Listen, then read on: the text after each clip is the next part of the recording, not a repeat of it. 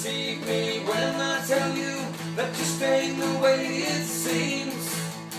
Can you feel my love buzz? Can you feel my love buzz? Can you feel my love buzz? Can you feel my love, my love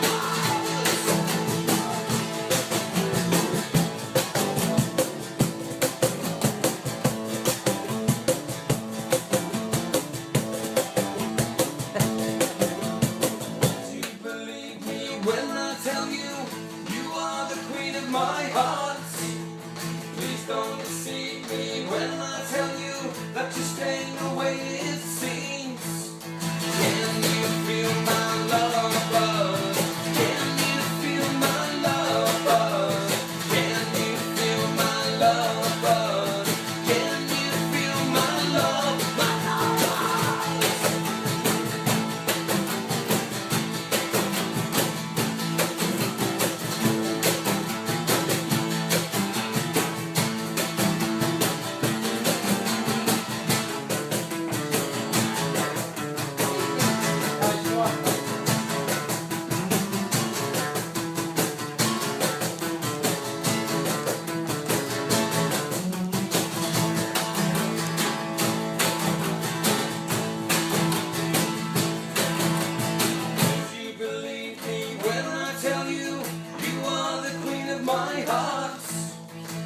don't deceive me when I tell you that you're staying the way it seems.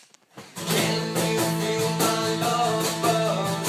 Can you feel my love buzz? Can you feel my love buzz? Can you feel my love buzz?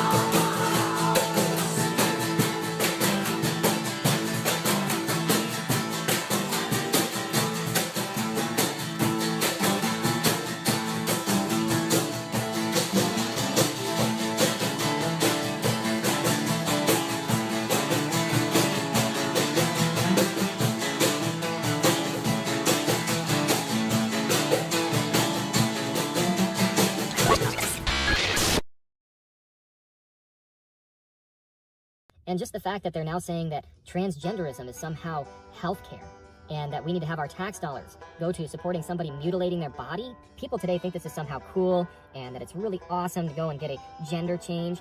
And the truth is that there are only male chromosomes and female chromosomes. There is no it chromosomes. And just the word it is degrading to another human. But if they're not a male or a female, what are they?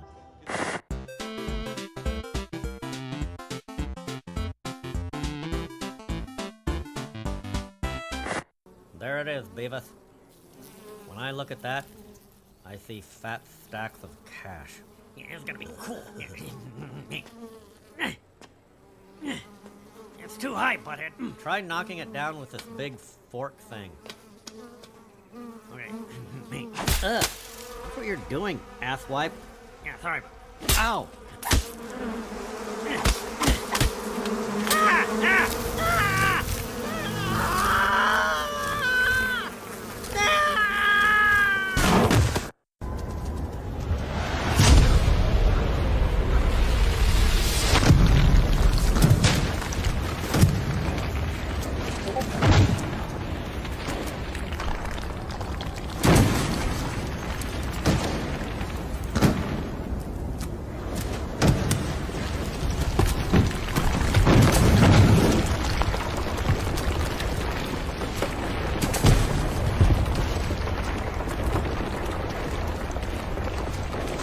Considering that plastic takes forever to decompose and we've basically built a new mini continent from all of our discarded plastic and the tiny version of plastic that's in our blood now.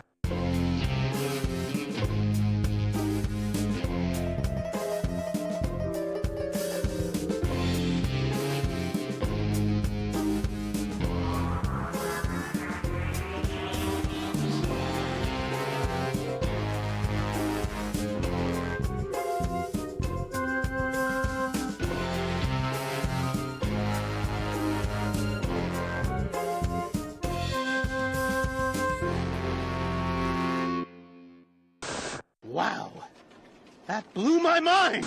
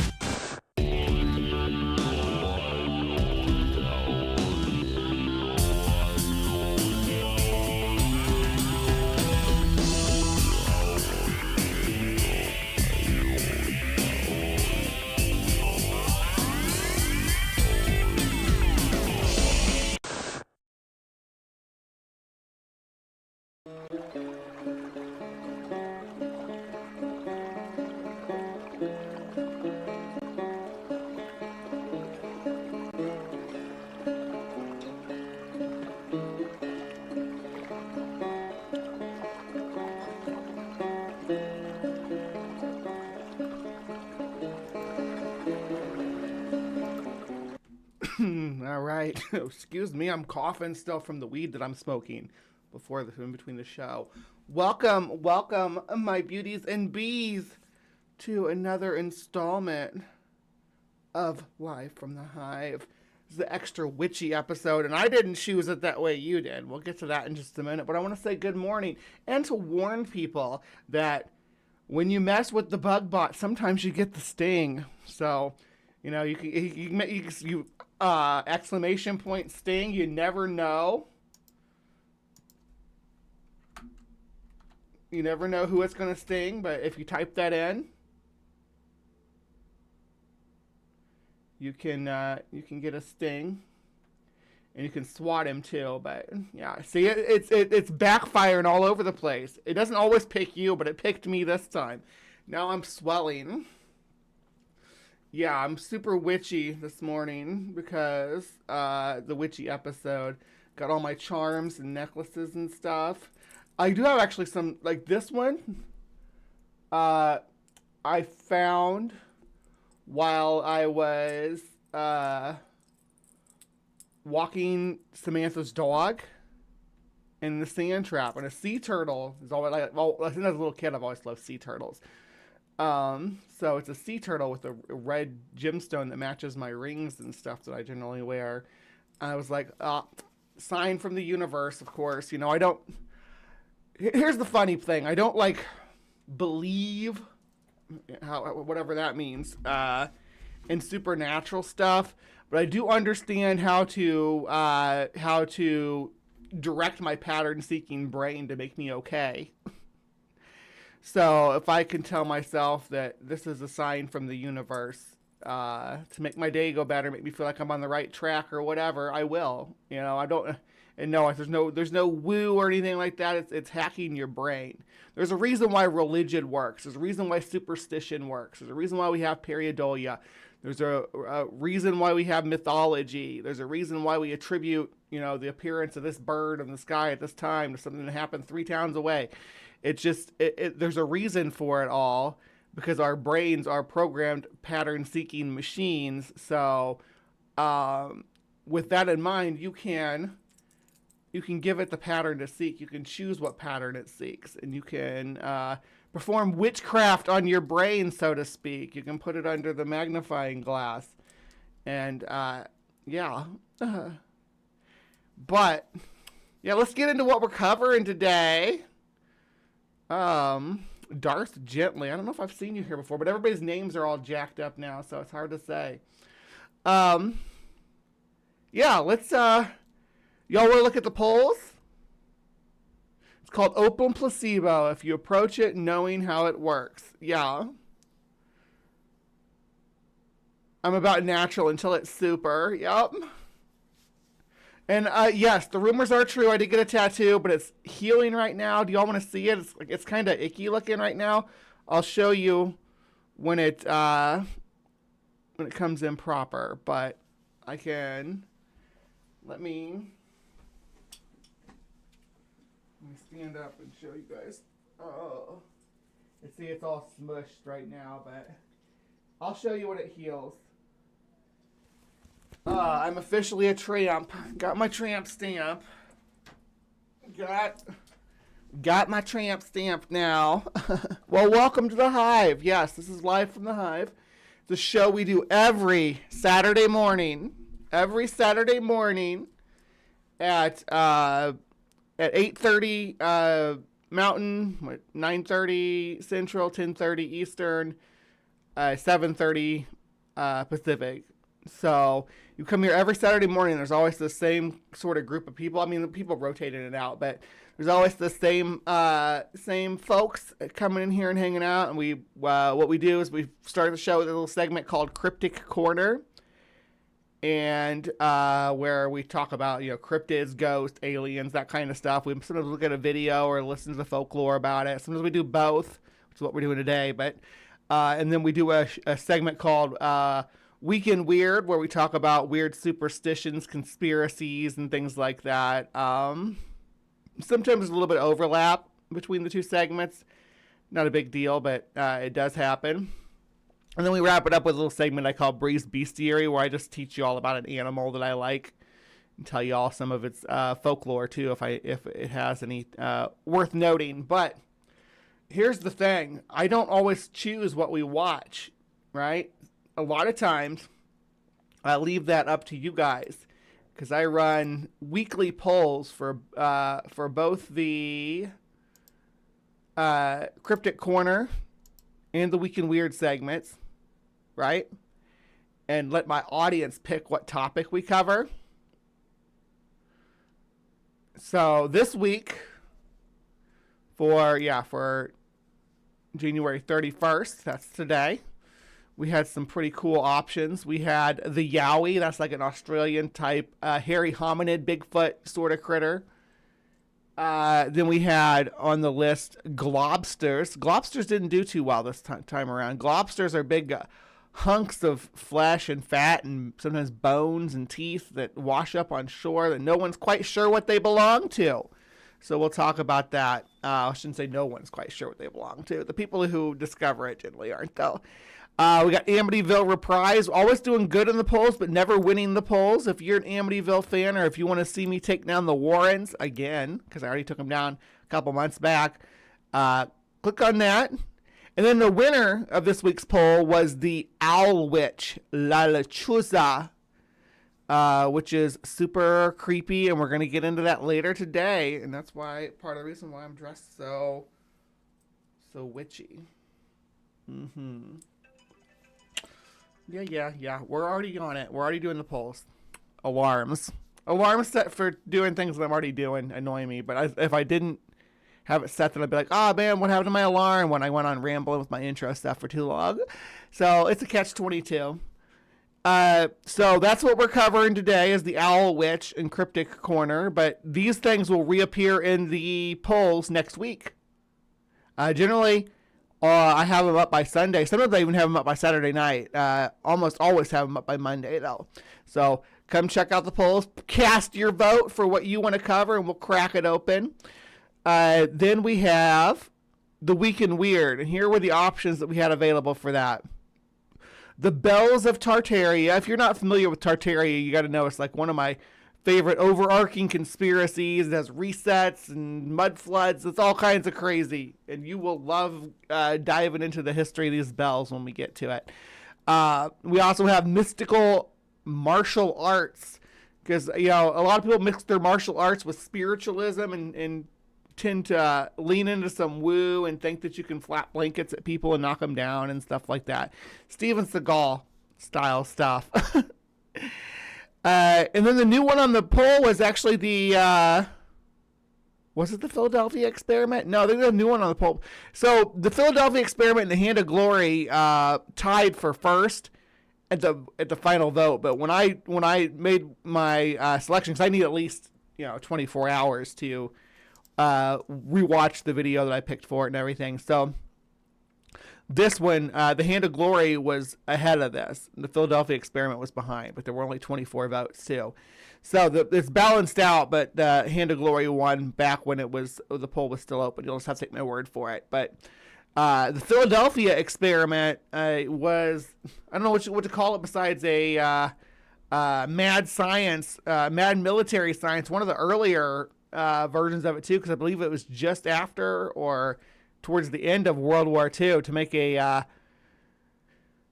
ship disappear, and we're gonna crack that open. It'll be super weird. But the Hand of Glory is what won. Now the Hand of Glory is like a charm. It's a spell. It's a witchy thing. Another witchy topic, which again, dress for the occasion. Dress for the job they want, they always said. Well, damn it. I'm dressed for the job I want.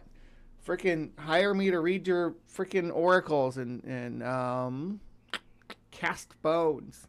I can cast bones. I gave all my witchy stuff to my daughter, because I actually did used to be into pagans, and that's how I actually knew about the Hand of Glory. I was a neo-pagan, a pseudo-pagan. I'd probably call myself right now a pseudo-pagan or pseudo-pagan. The Hand of Glory haul, that's a completely different video. But I did do a photo shoot last night for a whole bunch of new OnlyFans content, like a whole bunch of costumes and stuff. So if you want to see that, BugBot generally drops that in there. But maybe Hand of Glory Hole is something I need to follow in. What I need to do is maybe something with this witchy fit too. What do you think? Pretty sexy, right? Anyway, so yeah, I used to be into the New Age scene, so the Hand of Glory is all but familiar to me, and I'll get to that when we cover that topic. We have to get through Cryptic Corner and those blasted owl witches before we get to that. So yeah, that was our polls. All right, and I don't know if you all. Oh shit! I wanted to show you something else too. Language brie, but this, yeah. So we got these really cool soap molds, right? And Dr. Ben's been doing these customized soaps. So you can go out here and actually buy the Alien one just released. That's Roswell. There'll be a commercial that I run coming pretty soon, but I still need to shoot it. I'm looking for voice actors for it, by the way. But yeah, you come out here, get the Alien soap for $10. I wish it glowed in the dark, but it doesn't. But yeah, we have good reviews on this stuff. So come on out here and buy some soap. It can be a nice little decorative piece, especially if you got aliens in your decor. You know, you have that set up with all your alien stuff. I have alien decor. I don't have my alien decor in my in the Hive in my bedroom. It's in the living room. It's out there in the communal spaces. I also have the Holy Spirit board out there. But so like I have my 2 little alien vodka things. I don't even really drink that much. I just got them because they're alien head shaped. I got a alien mug that's also doubles as like a bong. Not a bong, it's a dry pipe. But and then yeah, a couple more alien things that are scattered around out there. So yeah, but if you want to have some alien soap, or there's going to be other cryptids and creatures coming out soon too, so you got keep your eye out for that. There may be some Squatch, right? You never know. Mothman might make an appearance. Oh my gosh. What else? What else could be lurking out there in the soaps coming from Calamity Emporium? You never know. So, yeah. Well, without further ado, I guess we can go ahead and get into Cryptic Corner. I will see you guys back here in a few minutes. And we'll do Cryptic Corner. So hang out, get comfortable, grab your coffee if you're drinking coffee, and don't be surprised when I get to Cryptic Corner. I'm going to talk to you all like it's the evening, because I recut these and publish them as standalone pieces of Cryptic Corner or whatever. And you can do that too if you wanted to watch it in the evening and don't want to have to watch the whole show for Friday night. So yeah, so when I come back, I'll be talking to you guys like hours have passed, but only moments have passed. It'll blow your mind. It'll change how you see reality. I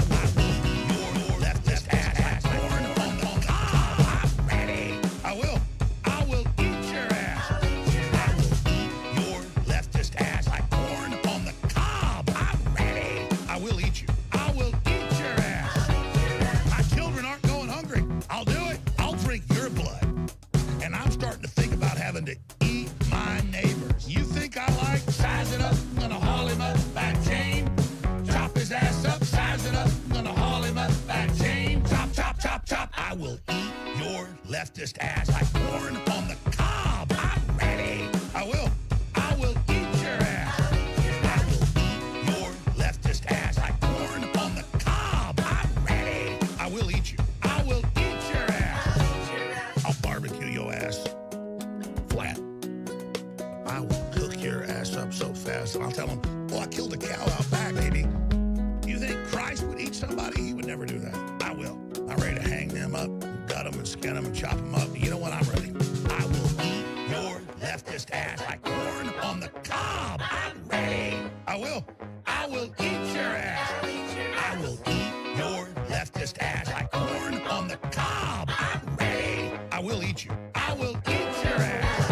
I will eat your leftist ass like corn on the cob. I'm ready. I will eat your ass. I will eat your leftist ass like corn on the cob. I'm ready.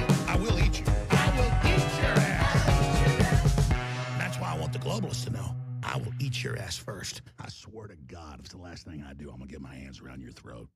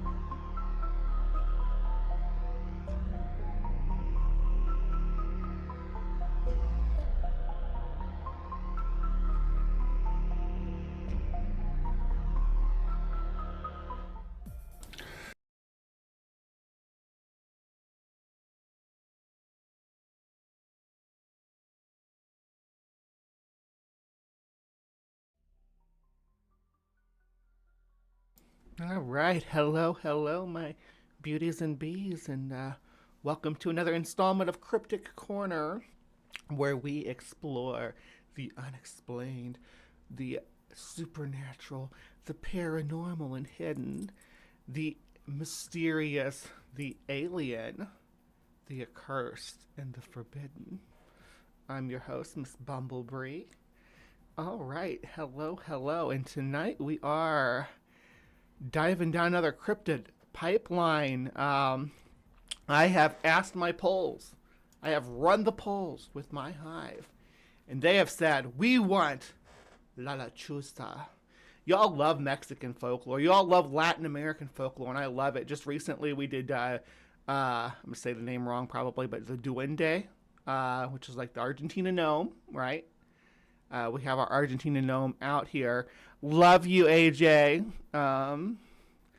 AJ actually taught me some of the lore of what she grew up with the Argentina gnome in Latin America, the folklore around it, in the way brothers and sisters would tease each other with it.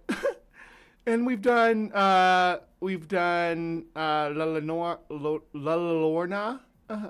Lorna, the weeping woman, the woman in white. Yeah. We did that a few months back. It's a fun topic. And La Lechuza is what we've come to today, the Owl Witch. Good morning, Ryan. For those who don't know, this show is recorded on Saturday mornings in a larger show called Live from the Hive. So if you're watching this on Cryptic Corner on Friday nights, it's kind of got a different audience. Like I try to direct the Friday night Cryptic Corner show towards like I drop the link in like cryptozoology groups and stuff on Facebook and things like that. So I reach out to a different audience for a different vibe. But if you don't know, you can come here on Saturday morning and watch this live and actually interact with the chat. You can ask questions. You can actually sometimes people can even make suggestions to look at something specific in the side chat live, and I'm like, oh, I haven't seen that, and I'll go look at it. So it's a whole vibe. Come on Saturday mornings, and then after we do the Cryptic Corner, if you're watching Cryptic Corner now, we also do the Weekend Weird, which today we're doing the Hand of Glory later. It's Thief's Charm, which is witchy. But if you want to, you can come watch that live too and comment and everything. And then we run a poll every week, so you all get to help pick what we watch, what we review. So participate in that. It's fun. It's right there on my community page. Speaking of community pages, I didn't want to go through La Lechuza alone, so I found Late Night Alone. So I didn't want to go alone. I picked the Late Night Alone channel. No, I've never watched this channel before. As you see, we're going to do our standard kind of approach to this, where if this is horrific, we're not going to subscribe, but if it's good, we're going to subscribe. So this is how we do it in the Hive. I watch different channels. Well, my favorite ones to watch are people that actually go out and do the investigations. And I say that from my own lazy ass sitting in my chair, armchair cryptozoologist like me. So I can't be too harsh on them, but this channel looks pretty cool. Actually, I like their thumbnails. They're consistent. Got devil monkey, shadow people, skinwalker. They use the same red eye effect to like make all their thumbnails recognizable. Their older ones have framing, double framing, and their newer ones just have the lower framing. Saint Nick Massacre. Oh goodness, there seems to be some stuff in here I'm not even familiar with. I don't know what that is. I know everything else I see here. I know what it is, right? I've seen it before, but I don't know that one. The Rake, we just talked about that last week. Rougarou, who's is Louisiana in the house? Do we got any Louisiana in the house? Mothman, there's my guy. Jersey Devil. Yeah. So they cover all the classics. Sheep Squatch, fuck yeah. We always love Sheep Squatch in the Hive. There's the Wendigo.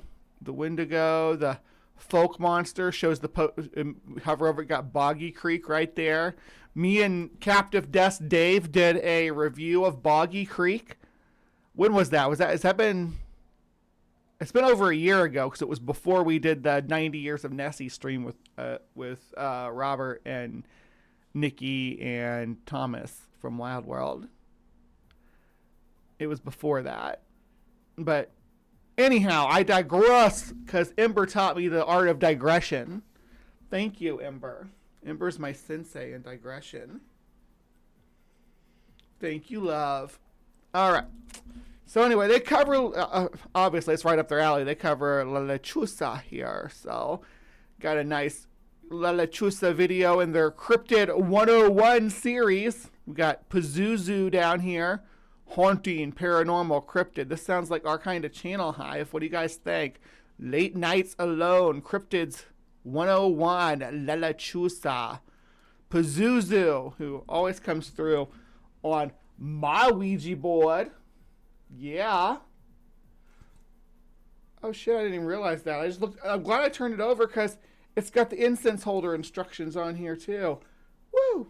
Yeah, this is my only regular Ouija board. My other one is a Holy Spirit board. Do y'all remember the Holy Spirit board? I should run that commercial as part of my channel. The Holy Spirit board. I should see if I can get a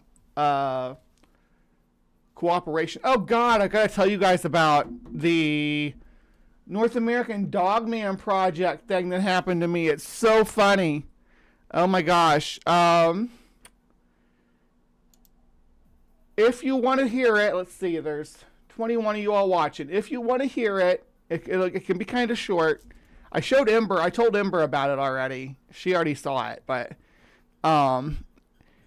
Ember has those sorts of privileges because me and Ember are close. Because we bad bitches together. Me and Ember are so close that people get us confused all the time. And we don't, that's the funny thing too, is that we don't like look alike at all. We just have the same kind of vibe. We we have the same knowledge base, the same kind of, hey, we're gonna obnoxiously teach you some stuff. Right, Ember? Love you, doll. I hope Ember's still here. Otherwise, I'm just like talking shit, but... Oh, hello, Rainbow. Thank you for anyway. So if you want to see, or if you want to hear about the North American Dogman Project, let me run a poll on that because it was really weird.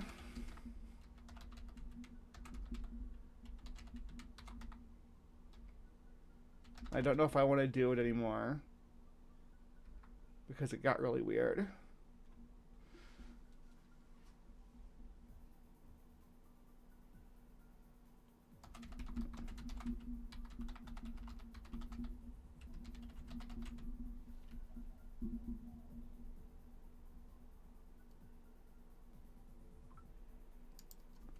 But if you all want me to, I can participate. I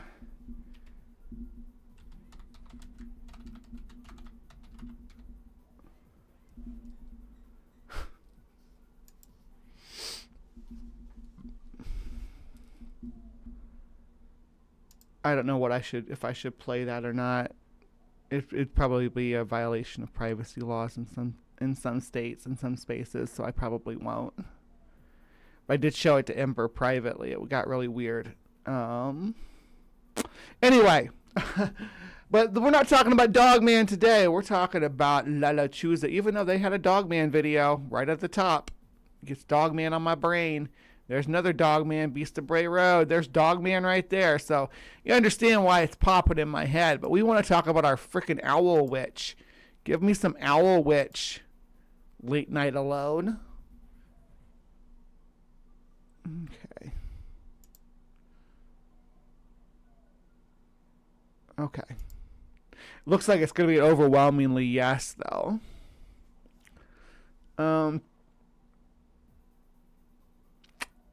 So we'll look at it.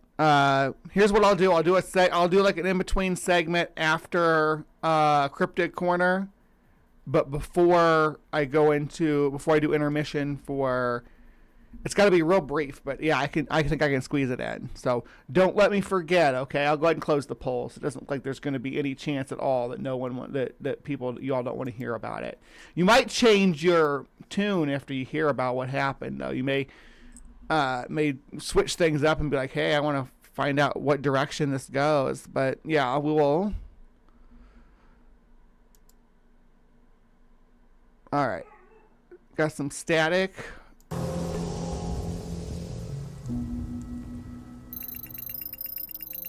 All right, let's.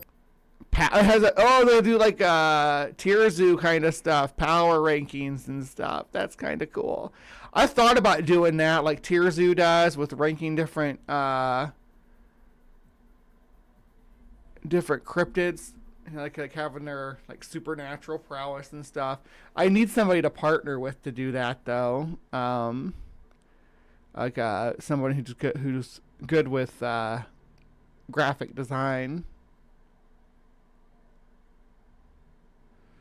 We'll see. That might be something. La Lechuza sounds like a great name for hot sauce. Or a Mexican metal band, yes. In the Spanish, Lechuza related to milk? I don't know. I don't think so. Milk is leche.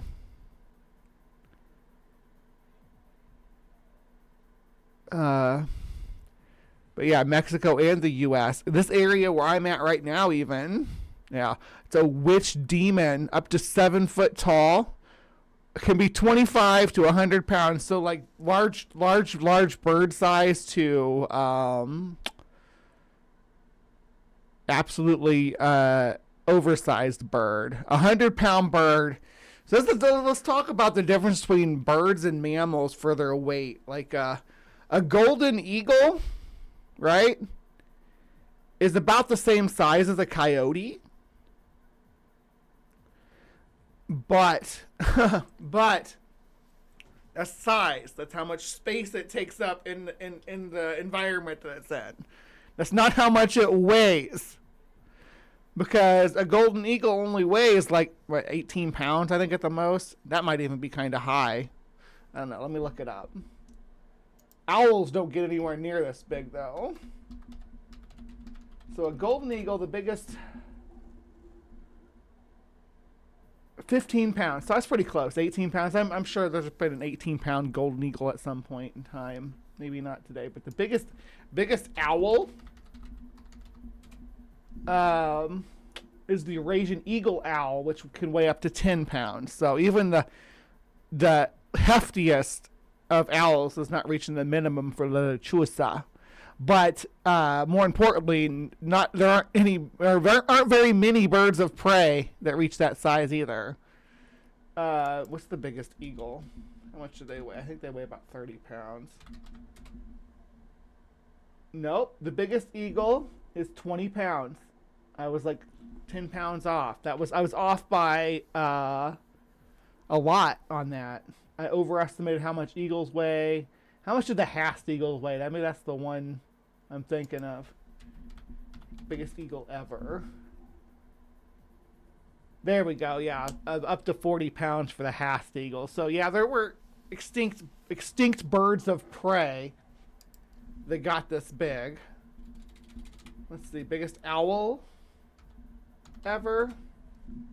I'm just typing this stuff into Google, so take it with a grain of salt. There we go. The largest, here, I'll pull it over too so you guys can see what I'm reading. And this is cited from Wikipedia here.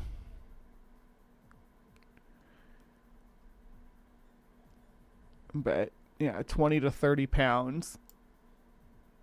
But it was almost, this guy was almost flightless, and we don't think it was like a night hunter like regular owls are the rest of the world, because it was on an island, so it experienced island giantism, which is like the same thing that turned the moa into the moa, turned the dodo into the dodo. Like the dodo used to be a little pigeon, right? And it got big like this. That's something that happens to birds on an island. The bigger they get, the less they are able to fly. Now, the biggest example of that's South America, when it was isolated as a giant island and we had terror birds down there. But there were giant owls at one point. Look at this guy. And we talked about giant owls on here before, because there's a Appalachian and Canadian up into the Eastern Canada folklore about giant owls. So we did talk about that on one episode before. How long ago has that been? The Owl Man and the Mega Owl, that was about, July 2024, so about a year and a half ago. Let's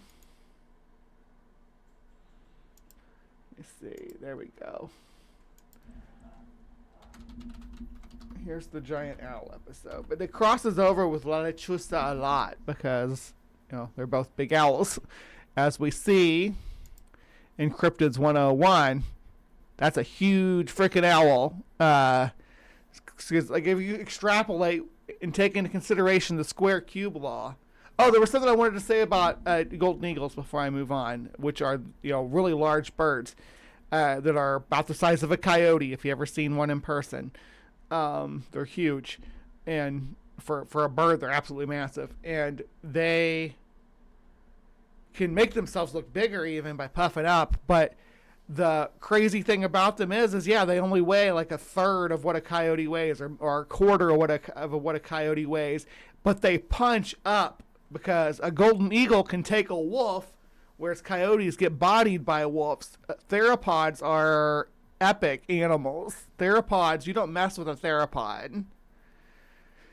But the speed, 40 to 60 miles per hour, is that on wing? It doesn't seem that fast on wing, though. Basic description is cursed. Why are they cursed? I guess we'll find out.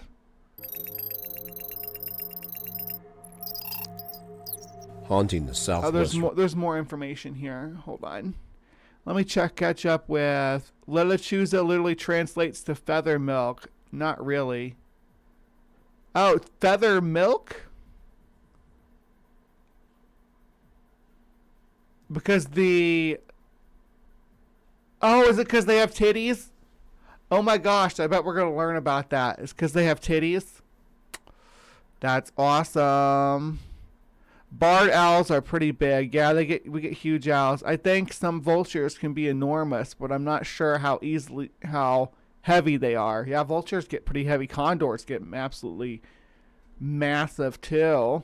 How is Hagraven like a writing desk? Canadian barn owls just went through the rebrand. They are now known as Canadian like ballroom owls. That's sweet. Yeah, that's neat. I didn't know that. I don't know. My Spanish is terrible, y'all. When it comes to translating what the words mean. So is the LECH, is that like liche?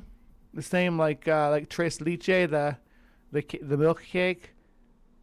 And does that mean uza means feather? The milk And then Uza means feather, because I know you invert. They are cursed to never meet Bree. Cursed undead witch uses her shape-shifting demonic owl form to stalk victims. Strong, deadly talons, sharp beak, and huge black eyes. But here the eyes are red. So take with it what you will. Thank you for the Spanish. Aunt Jur always helps me with language. And, oh, you were just kidding? Oh, that's why you said not really. Oh, what does Lechuza mean?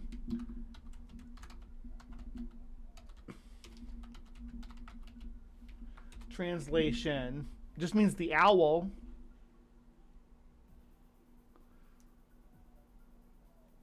Damn it, Aunt Jersey. I trust Aunt Jer because she always helps me with the translations. Yes, owls are definitely theropods, Big Zebra. All birds are theropods. Mm-hmm. Yeah, I see that. I'm just slow. Its power's about 50%. Regions of North America, the deadly witch owl known as Lechuza uses her massive wings to prowl the night in search of wayward children or lone adults to kill and devour. The witch owl's razor-sharp talons are incredibly powerful, with the ability to dig into vulnerable. That's funny thing is I'm pretty good with Latin, Robert. Like because of taxonomy, taxonomic classification systems. That's why I'm good at Latin. I know what all the prefixes and suffixes mean. Herbal soft tissue such not, as the not literally all of them, but I know what a lot of them mean. Eyes and the throat. She is said to have a large hooked beak for a mouth and uses it to cause serious wounds. Lechuza is able to take the form of ravens, owls, and possibly various large birds of prey. She is able to change her appearance from that of I've never heard she does ravens, just owls. I like her nose though. I'm gonna get an owl nose, like a latex one, and get spirit gum and do the makeup around it, so that I have an owl nose, like an owl witch. What do y'all think? Bree's never gonna believe again, even when I'm serious. I'll just look for the not really. I trusted you, Jer. I still haven't fixed that. I'm going to fix it right now. That annoys me how it doesn't work. I just need the HTTP thing on it, but so annoying. Let me see. It's a timer. Close that. Bomb, bomb, bomb. Doing...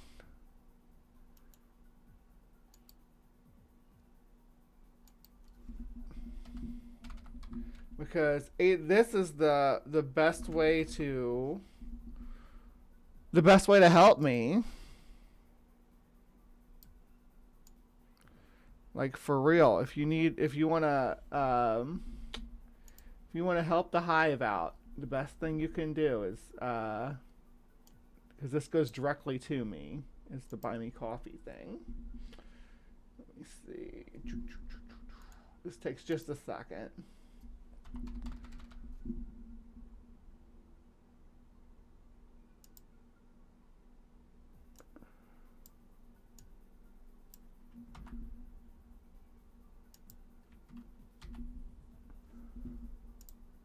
There we go.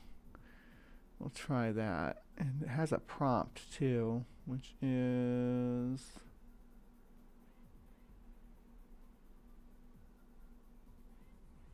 Bum, bum, bum. Right. Not trying to be so distracted. Oh yeah, it's just the Ko-fi. So it's like... It's going to be like this. If anybody wants to prompt it. There we go.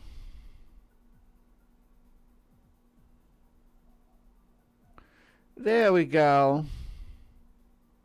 That's how it's supposed to pop up. An old woman into a young, beautiful seductress.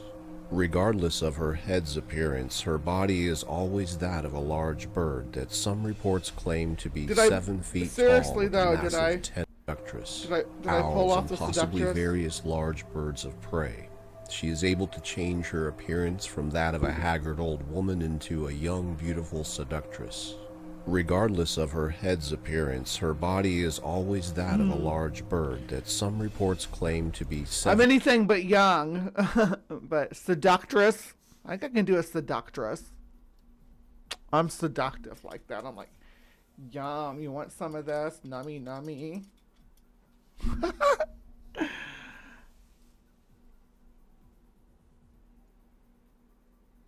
7 feet tall with a massive 10-foot wingspan. Some cryptozoologists relate her appearance to that of an ancient harpy of Greek mythology. Lechuza is supernaturally strong, able to Well, I carry... will say, Sith, that you are dealing in absolutes, which I appreciate. Sith says, the one you should never believe is me. I am a Sith after all.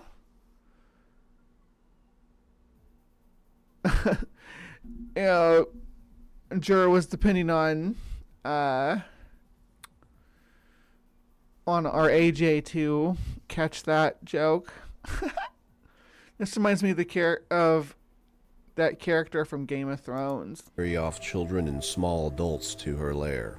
The owl witch prefers to stalk her prey from above. Small adults, so it's about 100 pounds. So real owls generally lift about up to their body weight. So 25 to 100 pounds is what this person's taking. I'd be fine. I'd be like, ha ha ha, and laughing, and Lechuza tries to pick me up. I'd be like, no, you cannot carry me away. I am too heavy.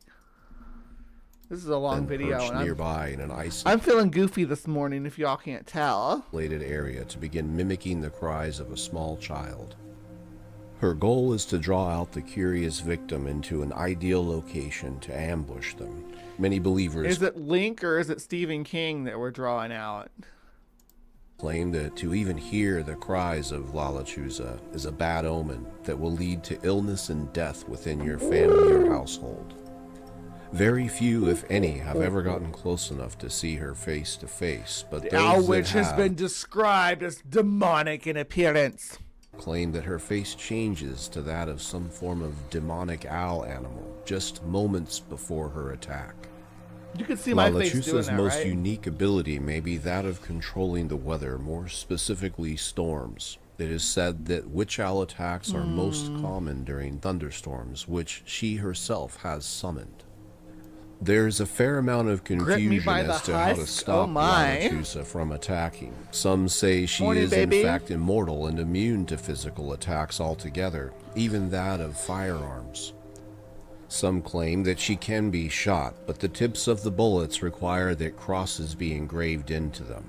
No. Many Catholics You need claim that silver saying the bullets to Hail take Mary me out, backwards biatch. in Spanish will cause her to flee, while Mexican shaman claim they can recite a specific prayer and Lechuza will drop dead instantly. You're gonna try One of to- the more common methods of dealing with the witch owl are to simply cuss at her, preferably while standing with Oh my gosh, speaking of witches, we watched Weapons the other night. If you haven't watched Weapons, it's such a messed up movie. Have you all seen it yet? Let me know if you've seen Weapons. It's got the gal from Ozark that played Silver Surfer in the MCU. Yeah, good morning, Al Trucka. Why is Brie asking if she pulls off being Brie today? I don't know. I'm feeling pretty sexy today. I like the witchy look makes me feel sexy. But seriously, watch Weapons. It's messed up and it's got some real Appalachian witchcraft folklore and old Germanic folklore mixed in with it. Very, very creepy. That was a very messed up flick. Yeah, it was. Me and Samantha watched it the night before last. We wanted to watch Megan too, but we couldn't find it streaming anywhere. But it was just weird because when we were at the tattoo parlor getting my tattoo in that same morning, they were watching it, streaming it from somewhere, but maybe they have HBO Max or whatever the hell HBO calls its app now. I don't know. Well, girl, you have HBO Max, so I don't know. I don't know what it could have been on. A ring of salt will protect you from La Lechuza. That's what reminded me too of that movie. Yeah, there's salt and stuff. And I was explaining it was very much like you would think that Weapons takes place in the same universe as Skeleton Key. Yeah, it's spooky though. So I mean, don't. Then a circle of the purest salt.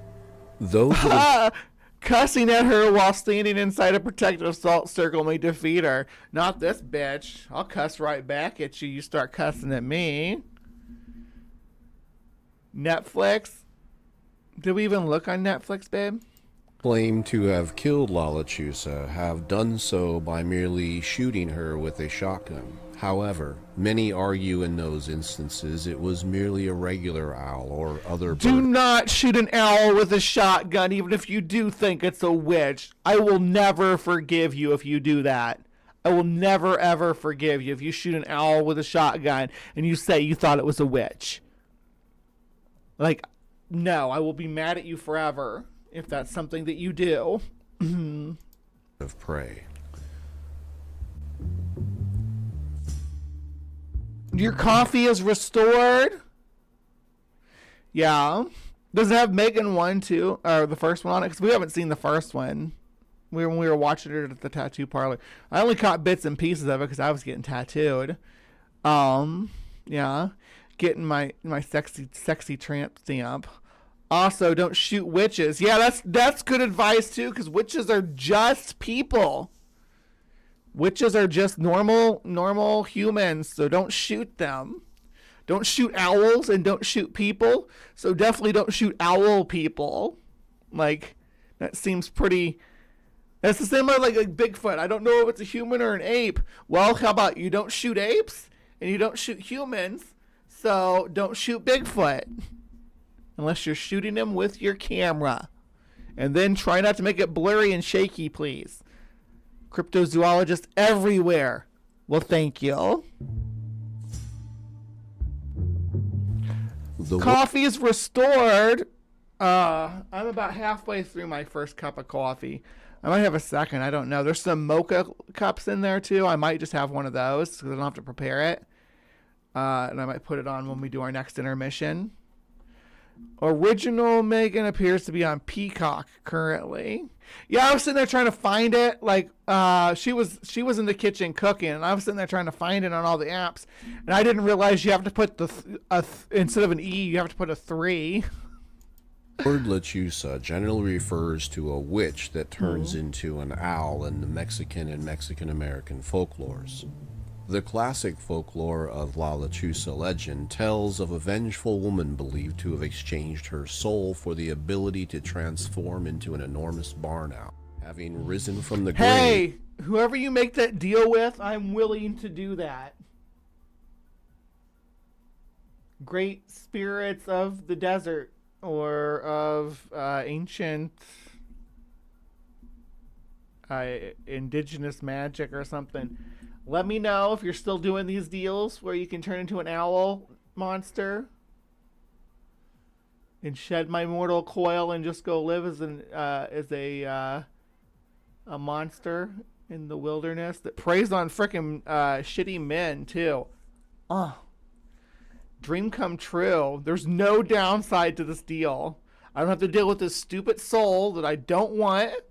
Right? Never asked for it. I get to be a giant fucking owl. So, I think it's a good deal. Can't believe we're only 3 minutes in though, and we're half an hour into the show already. She then carries away and devours unsuspecting men, always searching for the low-life drunk of a husband who murdered her. There are several variations of this origin story. In older tales, the witch owl is a good witch that was wrongfully accused by local villagers for using black magic. Well, listen. I am not a good witch. Don't fuck with me. That's my warning. To all the haters out there, right? You think I'm one of those love and light type people? I will see you crumble. So,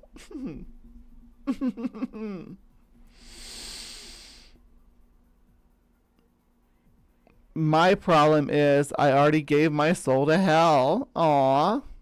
Is hell like a pawn shop though? Does she let you get it back? Like if you're like, hey, if you do, maybe she'll match it. Maybe she's like a car dealership and you're like, hey, I made this deal with you, but this other spirit, this like North American, Mexican spirit, is willing to give me the powers to turn into a giant owl at will. What can you do for me like that? And maybe hell will give you something cool. Maybe she'll be like, you know what? Let's look at our contract. It's been X amount of years. We're open for a contract review. We're up for review, and you can talk about maybe getting some flying powers at least, right? Because you don't want to listen, Seth. You don't want to see me up there flying around as an owl and be stuck on the ground because you tethered your horse to the wrong wagon. You definitely don't want to end up with one of Hell's horses. Does Hell have horses? I'm not sure. Once captured, she swore vengeance as they burned her alive. One of the more modern variations of the Lechuza origins claimed that the witch owl is I'm a gonna ghost speed this of a sucker woman up a little who was bit. widowed by a man who remarried, or perhaps was the devoted wife of an unfaithful husband. Some have claimed that she is the angel. We're gonna it's gonna sound weird for a minute, but your brain will adjust shortly. Spirit of a woman killed by a drunk driver and now seeks revenge on the men leaving bars late at night. Oh no, Lechuza's older than drunk drivers, right? Unless it was driving a wagon or something. Come on.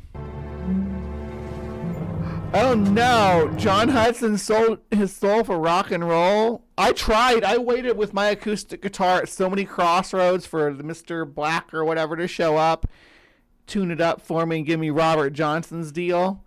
Never happened. Never happened. La Lechuza is very well known inside Mexico, and to a lesser extent among the southwestern states of the USA. The Rio Grande area of Texas has experienced many witness reports of the witch owl. The witch owl prefers to attack at night. I'm in the Rio Grande area of New Mexico right now, with most sightings occurring after midnight. Long stretches of highway or lone desert roads are one of the favorite places for the witch owl to swoop down close to vehicles. She attempts to distract the driver, forcing him off the road. Once the driver is isolated and the vehicle disabled, the Be well, John Fabiano. witch owl can attack the drivers that exit the vehicles. In the wide open deserts of the Southwest, you will find many desolate cabins Look at them and weird ass monkey feet they gave it. homesteads where La Lechuza can stalk the residents, drawing them into secluded And ambushes. it's got bat wings. That's weird. Least desirable encounter is That's during a storm weird. where visibility is reduced and La That's Lechuza can more suspicious. easily attack the eyes of the victim. This cryptid is not Hold on, I afraid was doing my best Cardi B. That's weird. That's suspicious. Yeah, there we go. to hide in barns or in outbuildings and wait patiently for those seeking shelter from the storm to enter. The desert regions of the Southwest are at the same time both desolate and yet inhabited for hundreds of years. There have been many references to the desert being an enchanted place. Could you imagine have a horse for a half-brother? Kind of hell horse. They look like horses, but they're carnivorous. Hell yeah. See if you can get the power to turn into one of those. Their bites inflict leprosy. Ah.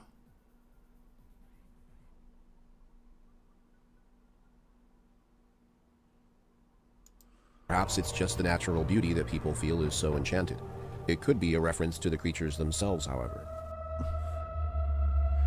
Is that why? Was it frickin' Johnny's fault, Al Trucker? That Georgia? I think it was from Georgia. Johnny was from Georgia. The devil went down to Georgia. That's where he got beat in the fiddle contest. Yeah. And then I guess after that, the devil stopped making those deals. Charlie Daniels is the one, right? Because Johnny won his fiddle of gold, but like, you know, maybe he told a few buddies and it got around, but it's Charlie Daniels that ruined the whole thing because he's the one who told the whole world that, hey, if you beat the devil, you get a Fiddle made of gold. A fiddle made of gold would be really worth a lot. No? A lot. That's a lot of gold.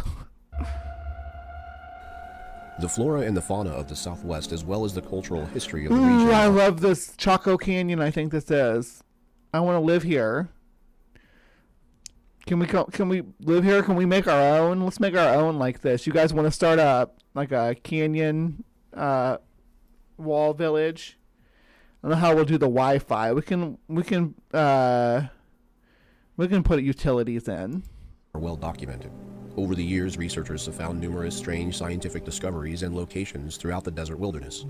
It's the locals, however, that have the most experience with the unexplainable mysteries found in the Johnny did spend a lot of time working in Texas, though, because he was a fiddle player, and if you're gonna play in Texas, you got to have a fiddle in the band, right? That's the rule.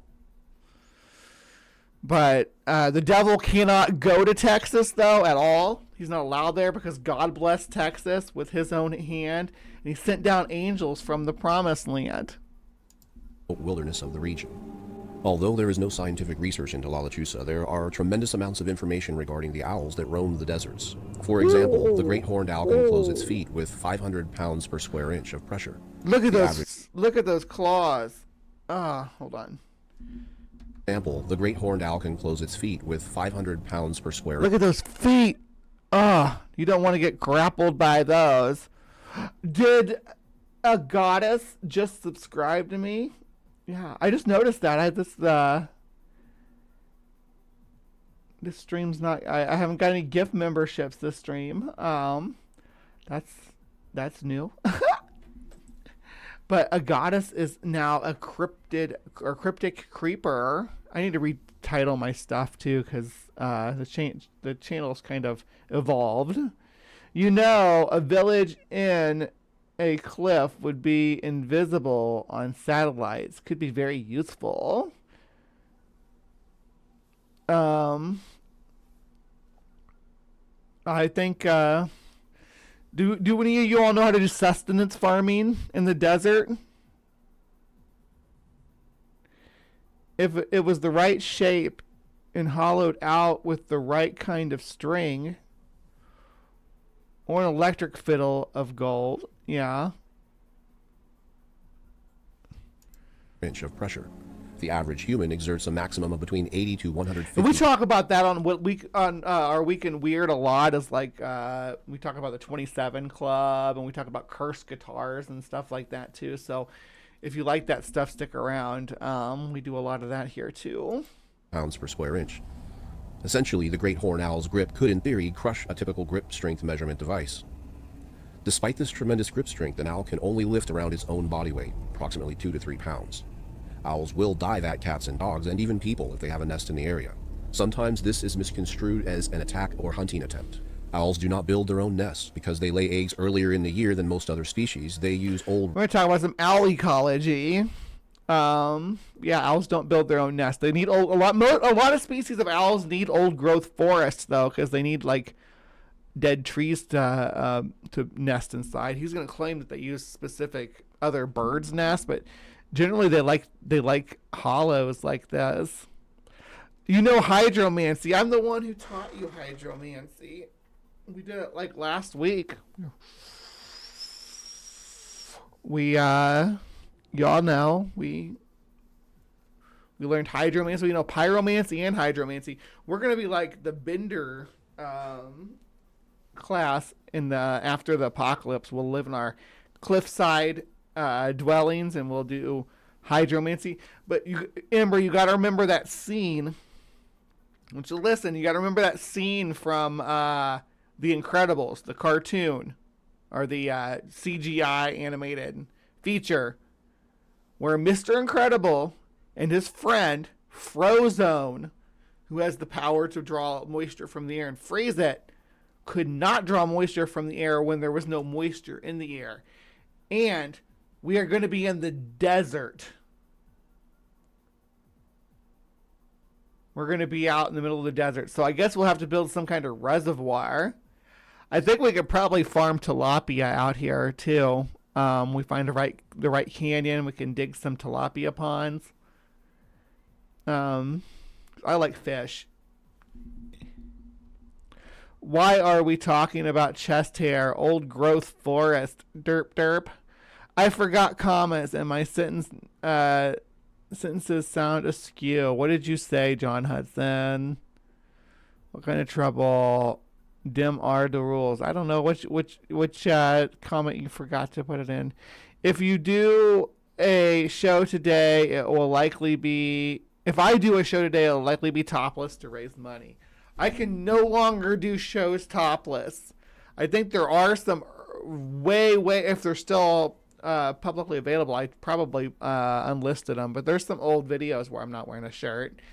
But I didn't look like this. Didn't have these puppies. Oh. So. If you go looking for it, it might be there, but you might be disappointed on what I look like. Raven and hawk nests to raise their young.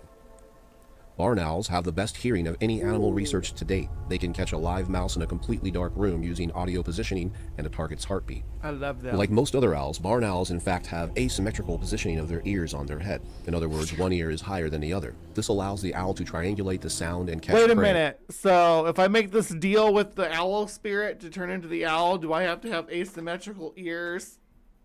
Hopefully not in my human form. That would be weird. I don't want to have ears that are... And which ear's going to be up and which one's going to be down? That's important too. I'm starting to sour to this deal. In a three-dimensional space. Barn owls use their superior hearing to hunt in the darkest night to avoid predation by great horned owls, so they rely almost entirely on their hearing. As for the witch owl, unfortunately there is no serious research outside of cultural lore that has been shared at this point. Witnesses.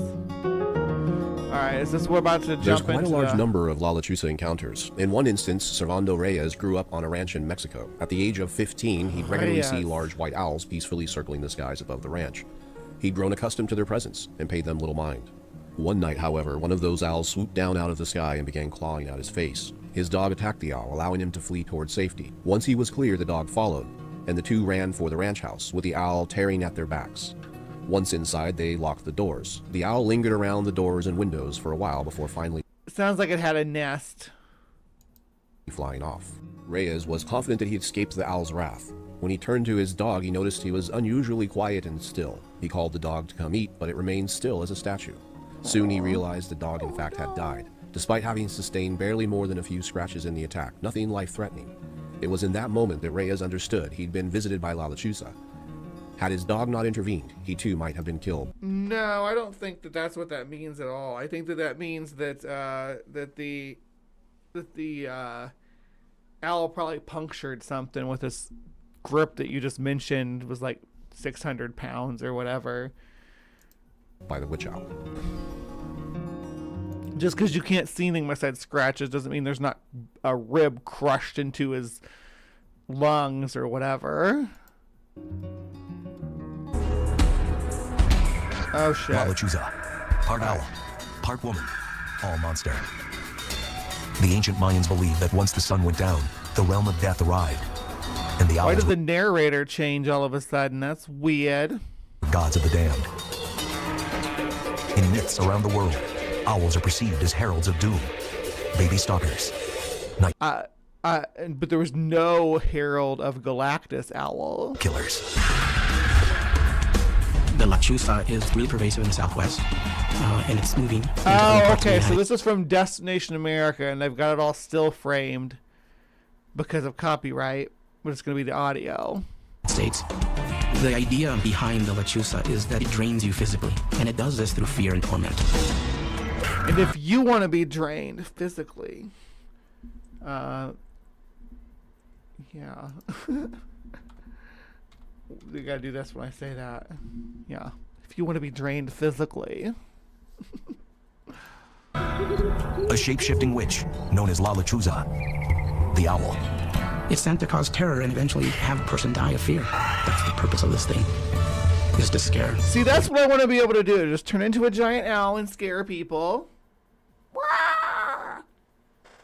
But I don't want to have crooked ears. Is there like a middle ground? Can we negotiate this? If I have to have crooked ears, how crooked do they have to be? Can they be off by like a quarter of an inch? Is that crooked enough? Just I want to work with you here, spirit of the owl witch, but You to death.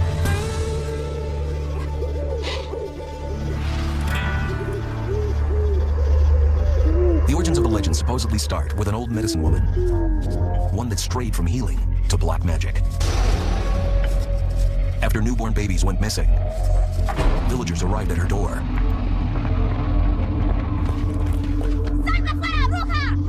They were determined to wipe out the conjuring crone. what do you want me to spell for you?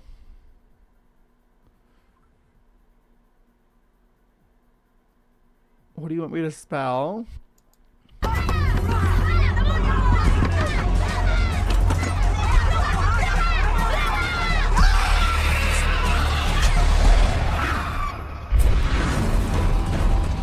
for this witch, death didn't last long. Lechuza was born, and she's out for revenge.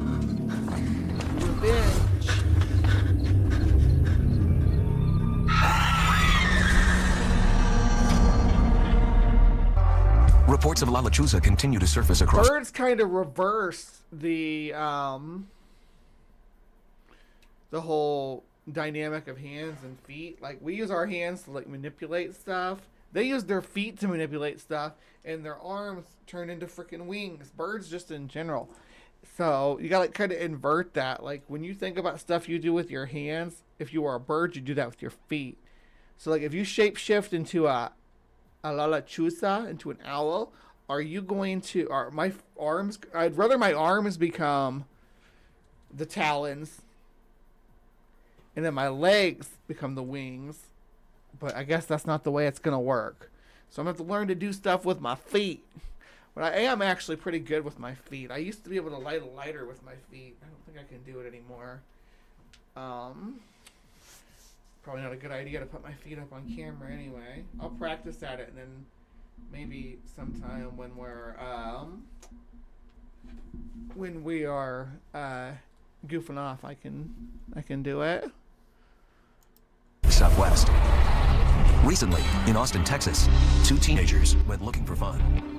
They nearly ended up as prey for the bloodthirsty owl witch. We just had band practice and we were hanging out, and we just had one of those nights where we really didn't have anything to do. In the summer of 2010, David Garcia was 15 years old. I love your hair, David. It's so cute. I like the curls and bounciness. Brother Mike Andres was 6 years older. On a whim, they decided to hunt around in a derelict structure on the outskirts of town. Come on, you guys go that way. Let's work this way. Come on. I'll be honest, I was nervous because I've never really gone into an abandoned building at midnight. Come on, let's go. And it was like, am I really? Yeah, I don't recommend going into abandoned buildings at all because it's illegal. Usually. I mean, sometimes you can get a permission from the owner. But if you do go into an abandoned building at night, be prepared to be prosecuted for trespassing. Just saying. There'll usually be posted signs too. But I did when I was a kid. I went to abandoned buildings, abandoned houses, all that stuff. Ghost hunting too, and looking for monsters and Lechuzas. But I never did get arrested for it. I got ran off at Screaming Johnny's. As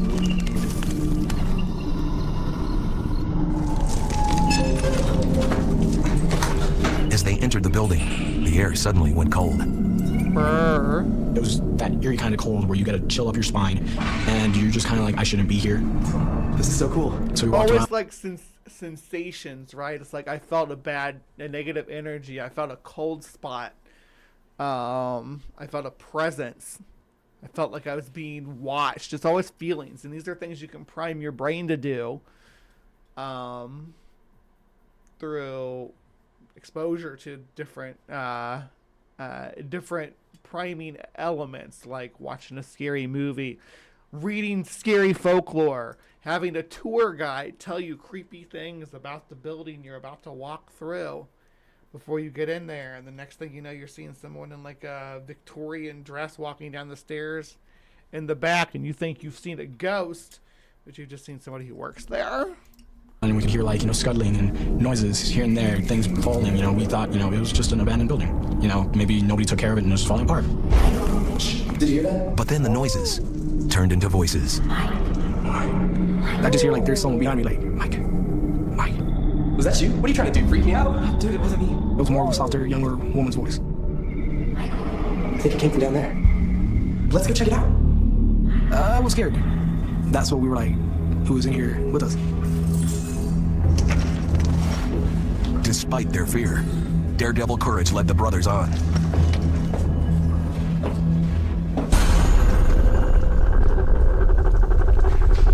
I am a bad girl.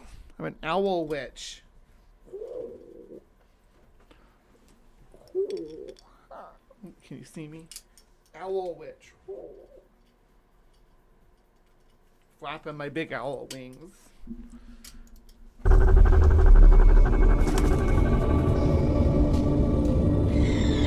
When we started walking, we hear a screech. What was that? A screech, just Like petrifying kind of screech. I heard wings. I heard her talons. I heard claws. It was clear they trespassed on monster territory. When you hear this, you're mortified. You're frozen in fear. There it is. All we see is something perched over the banister.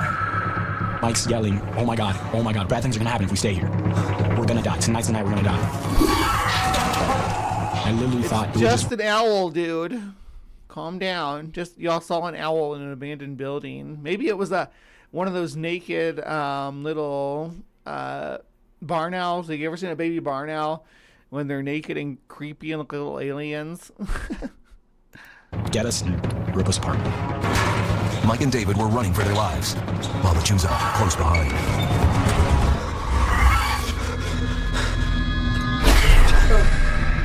All we saw was something black feathery. slapping us up against the window. Lechuza is the name of it. Lechuza. It was fierce. It wanted to break those doors down. On the other side of the glass, a creature that would haunt their memory forever. And I see clear, a young girl. I mean, nothing past 20. Just staring. In the folklore, it describes the creature's eyes that are like dark chasms that you stare into and that create a really heightened sense of paralysis and horror. Come on, let's get out of here. Breaking free of Lechuza's mesmerizing grip, the brothers escaped with their lives. I truly believe that I was in the presence of this majestical, demonic thing. I wish I could put in more words how beautifully terrible it was. She was hot, is what they're saying. Very hot. I don't think we have that power, electrokinesis. We haven't done it yet. Nope. I don't need you all striking people with lightning out there, so I gotta think about how to do it responsibly. Owls would be terrifying if I was a mouse, right? Absolutely.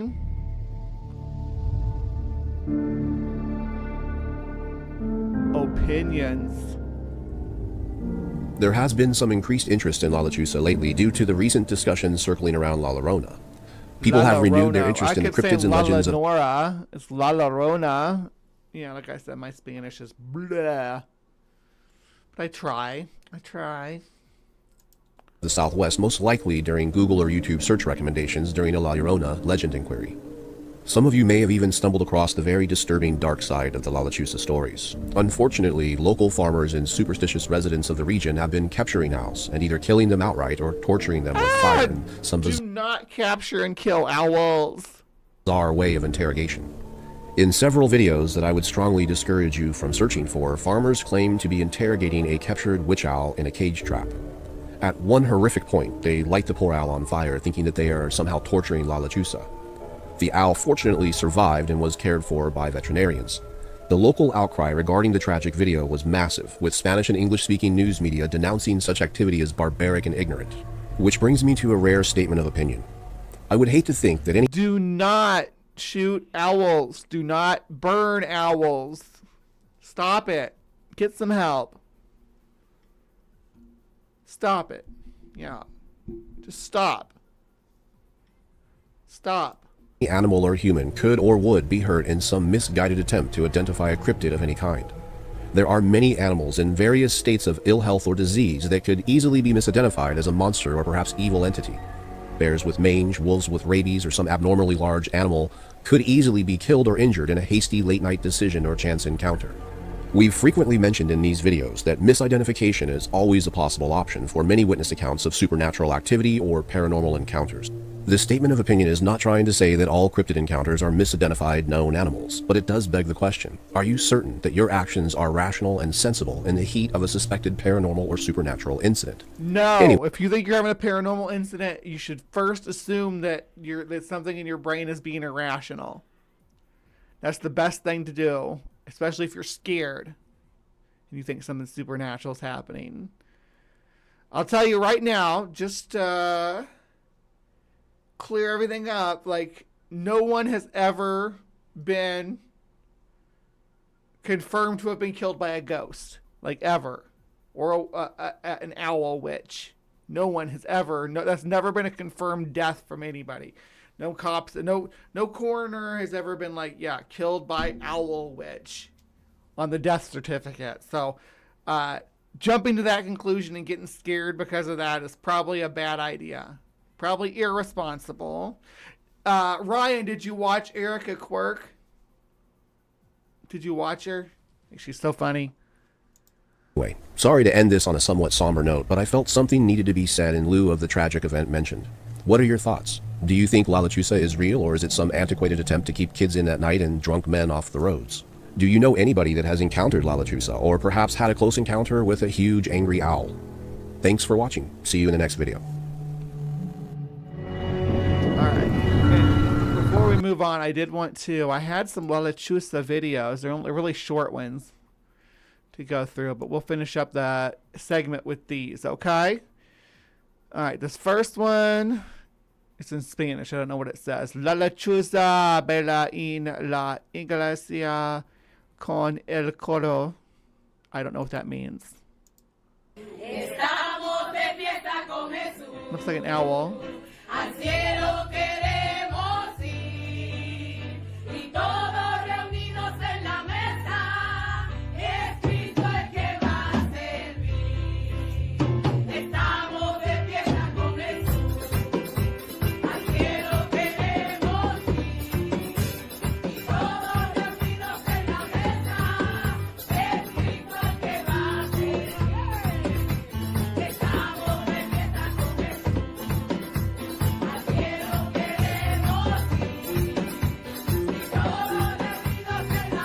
I love this owl witch. You are my favorite. You girl. It's all about you. Woo! I love her. Get it, girl. Woo!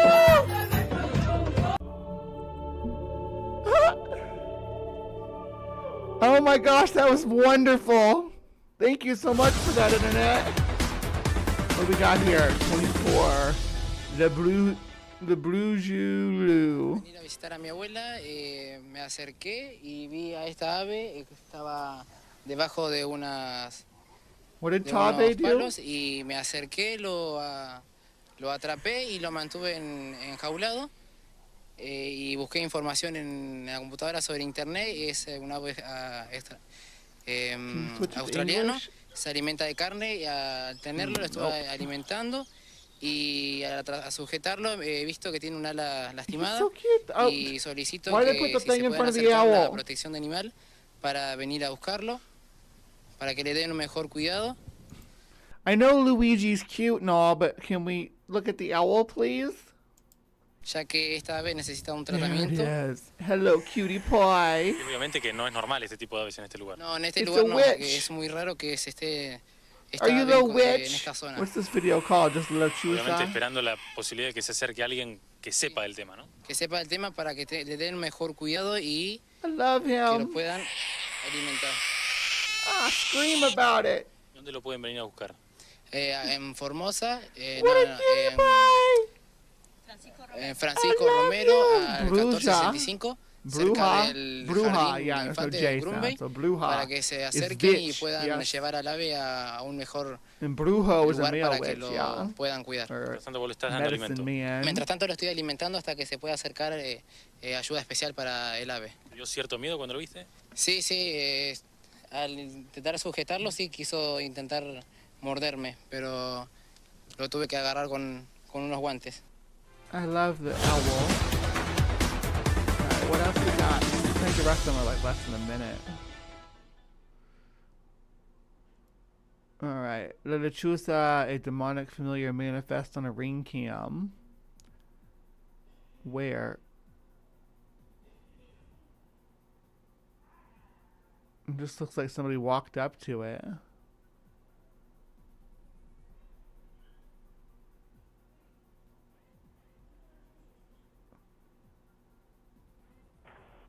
With a backpack. Here is the audio of the witch. That was spotted by my cousin in Hidalgo, Mexico.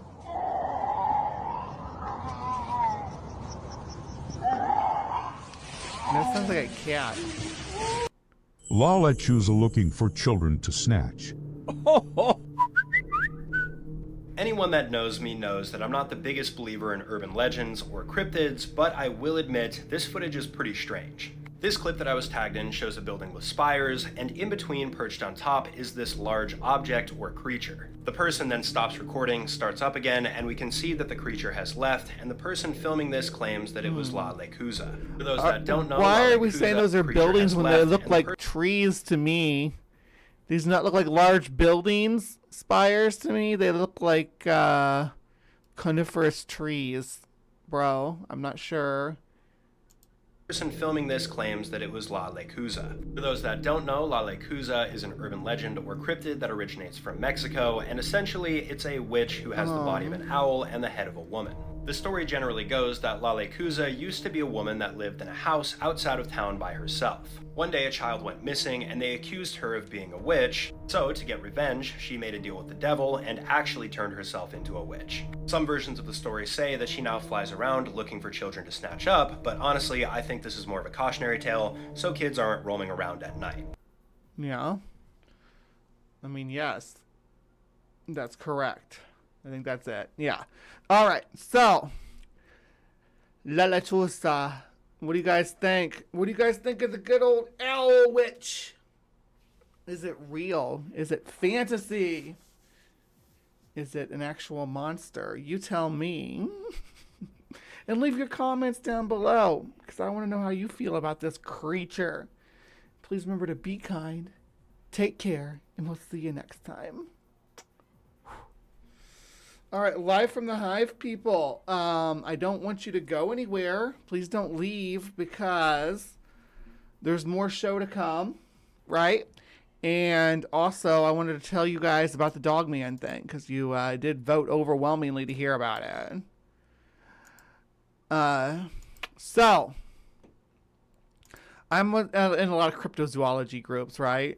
And someone's like, "Hey, we're looking for representatives from New Mexico for this North American Dogman project."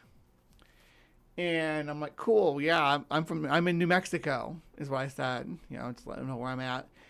And the guy DM'd me and he's like, "Hey, yeah." And we talked back and forth for a while, and like explained that I was, I'm a cryptozoologist. This is my channel, and he's like, "Okay, cool. This is our stuff. This is what we do. This is our investigation methods and stuff." And I'm like, "Okay, cool. Seems pretty on the up and up. I'm interested." And then they added me to this group chat, and then they're like, "Oh yeah, this is where we're gonna do this." And next thing I know, all these videos start popping up, and I let Ember listen to them too, because I thought it was kind of sussy.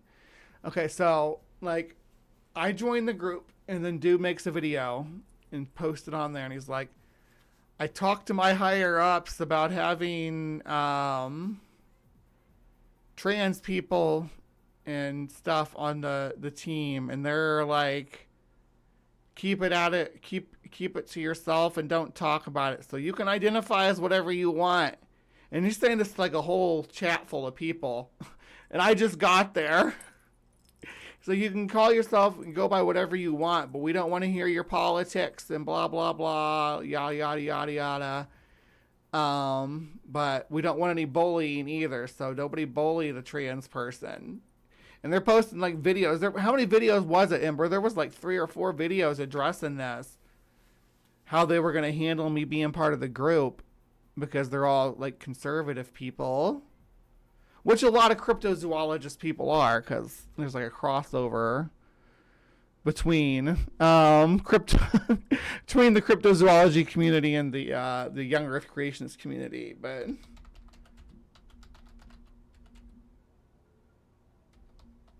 North American Dogman Project. So this is them right here. Here's their website. And this is where they wanted me to come out here and fill out the forms and everything to be part of their thing. But if they're going to be fucking weird about it and be like, hey, yeah, you're trans, so we need to like... so weird. Like, it makes me feel like someone had, like, complained. They're like, hey, we don't want this trans person joining our group or whatever. My presence made someone uncomfortable. And the thing is, when I signed up, I didn't say, oh, I'm a trans person or anything, by the way. I just, upon reviewing my content, they came to learn that I was transgender. It was,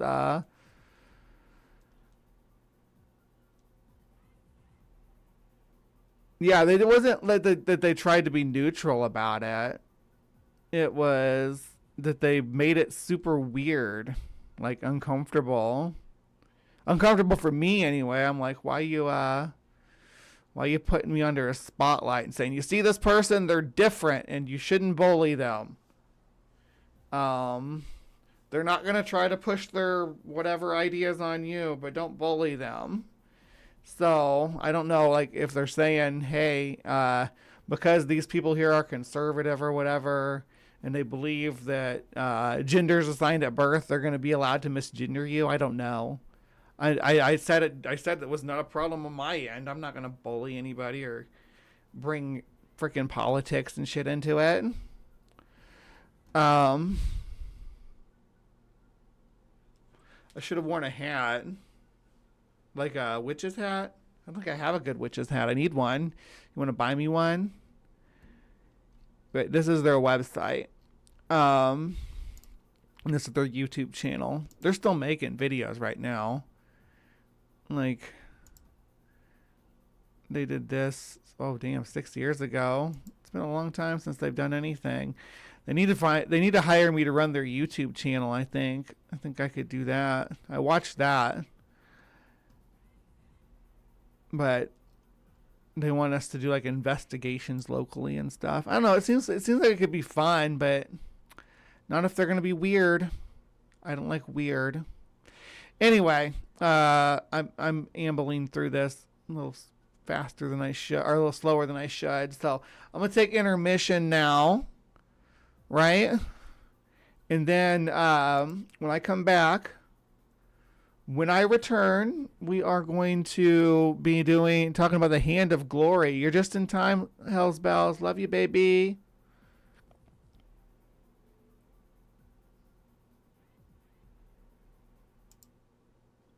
Then the Lord said to Moses, Stretch out your hand over the land of Egypt for the locusts, so that they may come into the land of Egypt and eat every plant in the land, all that the hail has left.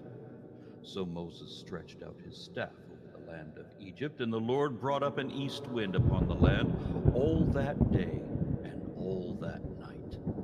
When it was morning, the east wind had brought up the locusts. The locusts came up all over the land of Egypt and settled on the whole country of Egypt.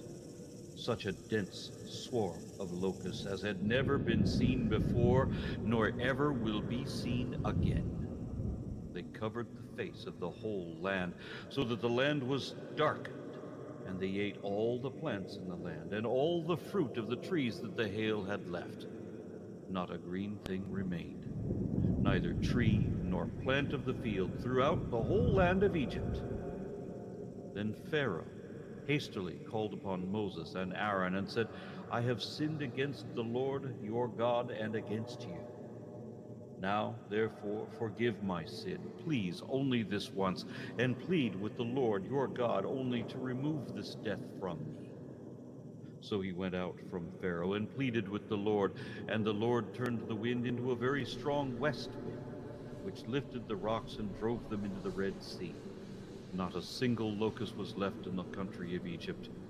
But the Lord hardened Pharaoh's heart, and he did not let the people of Israel go.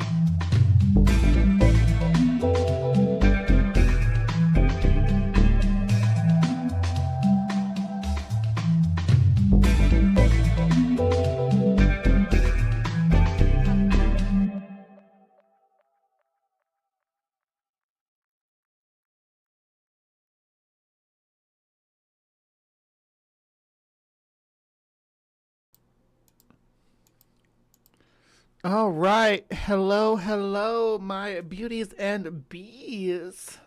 Welcome to another installment of This Week in Weird, where we look at all sorts of fun conspiracies and folklore and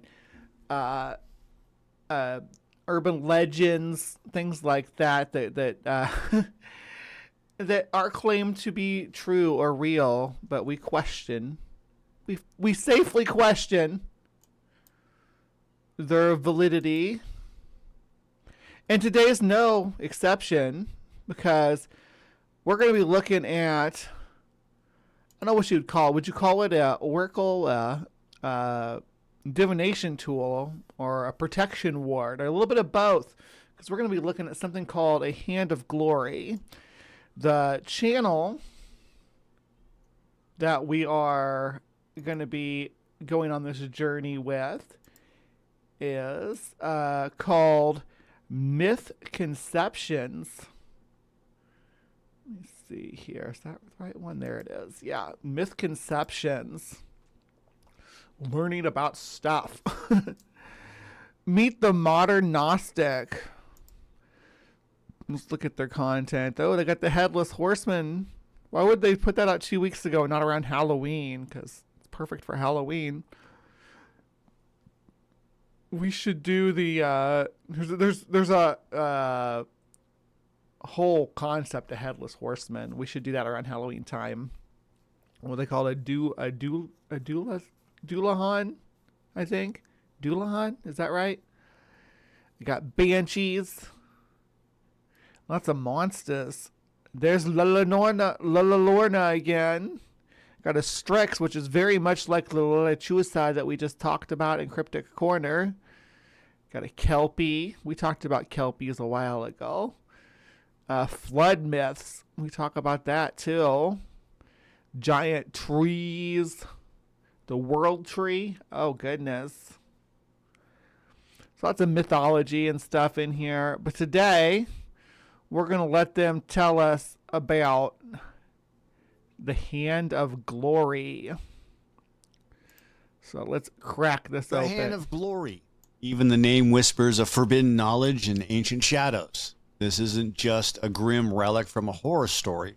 It's a chilling piece of European folklore, a mythical artifact steeped in dark magic, gruesome preparation, and a very specific sinister purpose. For centuries, whispered tales and obscure texts described how a severed human hand taken from the gallows and prepared with macabre rituals could become a tool for thieves and necromancers, capable of paralyzing entire households and illuminating hidden paths. So where are my thieves and necromancers at? Where's my thieves and necromancers at?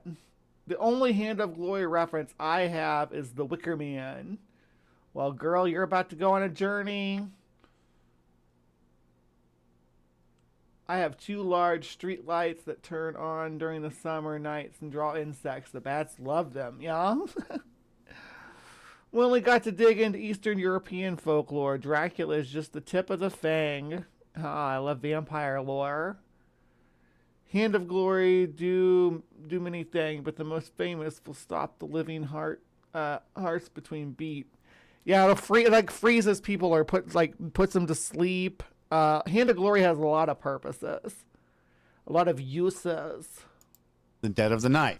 So what precisely is this famous or infamous Hand of Glory? Picture, if you can, a human hand severed from the body of a man who met his end on the gallows. This isn't just any hand. It's a mummified, preserved limb, often shriveled and leathery. Its fingers, instead of grasping, are transformed into wicks, dipped in some unspeakable fat or sometimes a specially prepared oil, and then lit, casting an eerie, flickering glow. According to the dark whispers of European folklore, this macabre artifact was forged for one purpose: to paralyze anyone it shone upon, allowing thieves to rob homes or witches to weave their darkest curses in undisturbed peace. I love that. The most unsettling detail? that's The light what it cast was said to be visible only to the wielder and their Kind of designated... feel like Winifred Sanderson or Palpatine. But who's to say? They'd make a cute couple anyway. Winifred Sanderson and Palpatine. companions, leaving everyone else in profound, impenetrable darkness. It's dark magic with a truly horrifying DIY twist, and it's as unsettling as it sounds. The making of a Hand of Glory, as detailed in various grimoires, which are ancient books of magic and spells, is pure nightmare fuel, a ritual steeped in the most taboo aspects of fuel. Pun intended. I'm going to make this into a magical item in my D&D game. You damn right you are. Yeah, infamous. That means more than famous. Yeah, these are like if you're a thief that likes to break into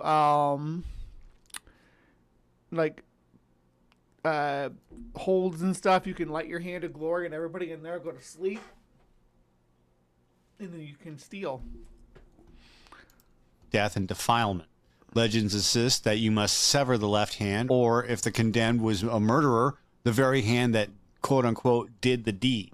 The gruesome act had to occur while the body was still dangling from the gibbet, sometimes even specifying that it should be done under the sinister light of a lunar eclipse or when the planets... See, that's the thing. There's not enough hangings today for us to make a Hand of Glory.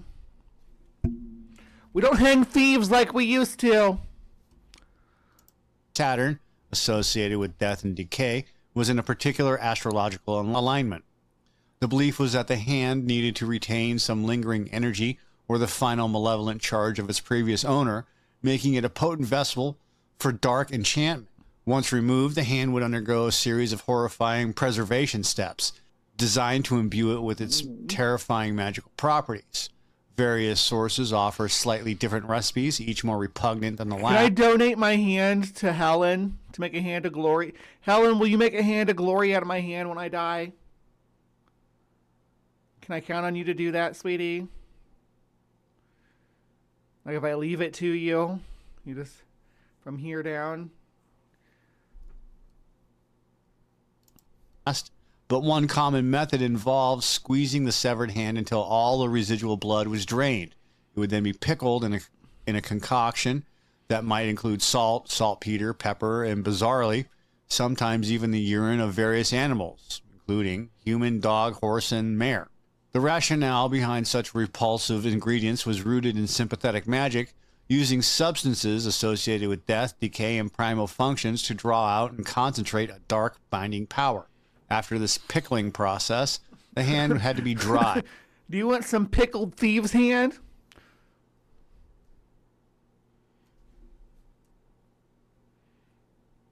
Oh my. Accounts vary, but it was suggested it could be sun-dried during the scorching dog days of summer, a period associated with intense heat and often bad luck, or carefully dried in an oven alongside potent magical herbs like fern, vervain, or mandrake. Yeah, the preservation process is what I'm depending on you for. That's how you make it into a hand of glory. You gotta pickle it and then bake it with herbs. You know, there's all kinds of steps you gotta take, sweetie. I know it's a lot of responsibility. This drying process was crucial to mummify the limb, rendering it rigid and able to hold its ghastly wicks. The wicks themselves? The legend demands a specific kind of fuel for this unholy illumination. The fingers were often trimmed or prepared to serve as individual candles. The wick itself might be made from the hair of the deceased or perhaps a carefully rolled piece of parchment. The fuel was the most disturbing. It was often specified to be rendered from the fat of the very same hanged man whose hand was used. I will also include a cup of fat with my hand for you so that you can properly do this. Sometimes mixed with virgin wax, sesame oil, or even animal fat derived from the tallow of a black cat. The idea was No, we're not doing a cat. Absolutely not. You can just use bacon grease.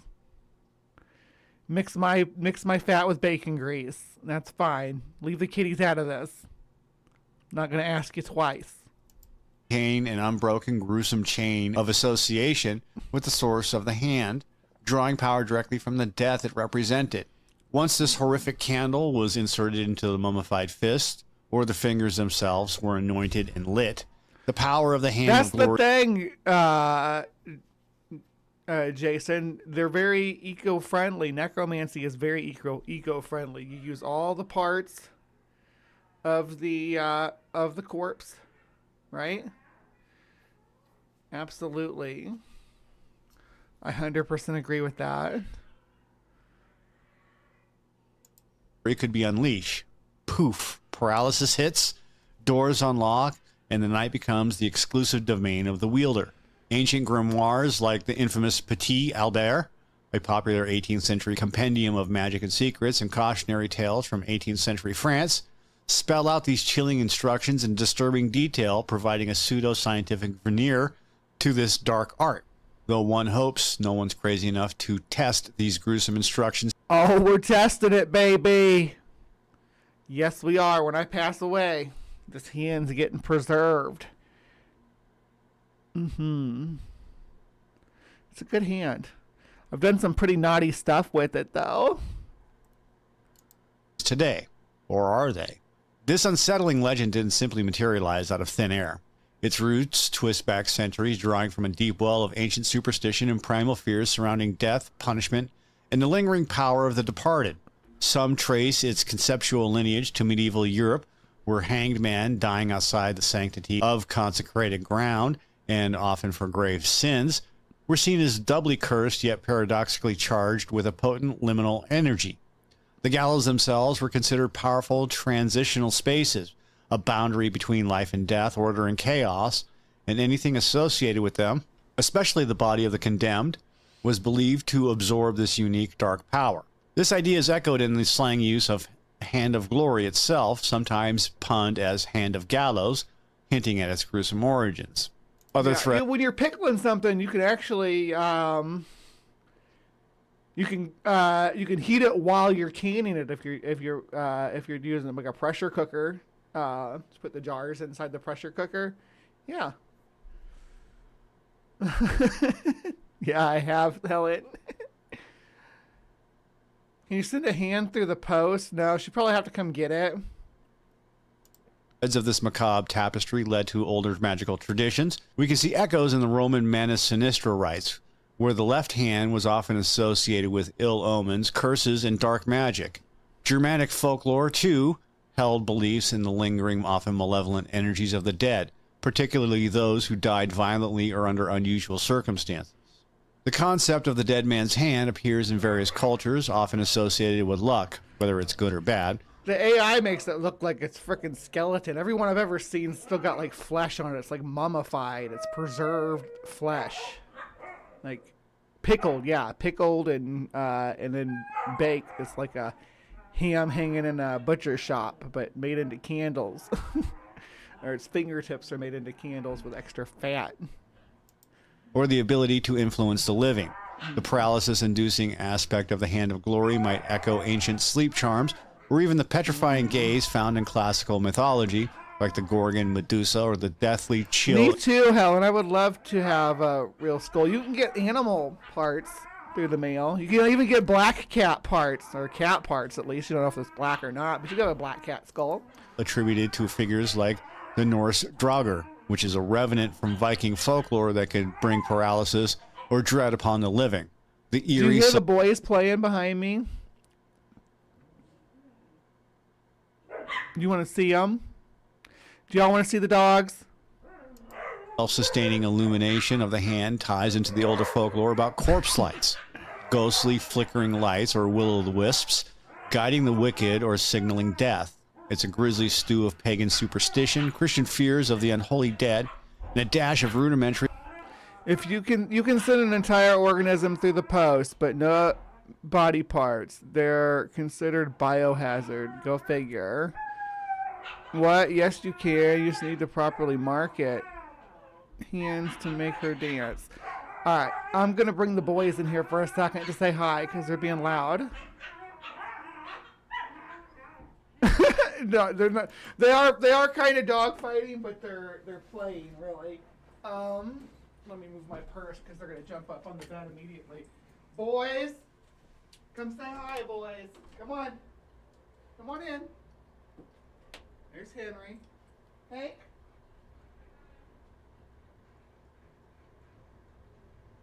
Henry.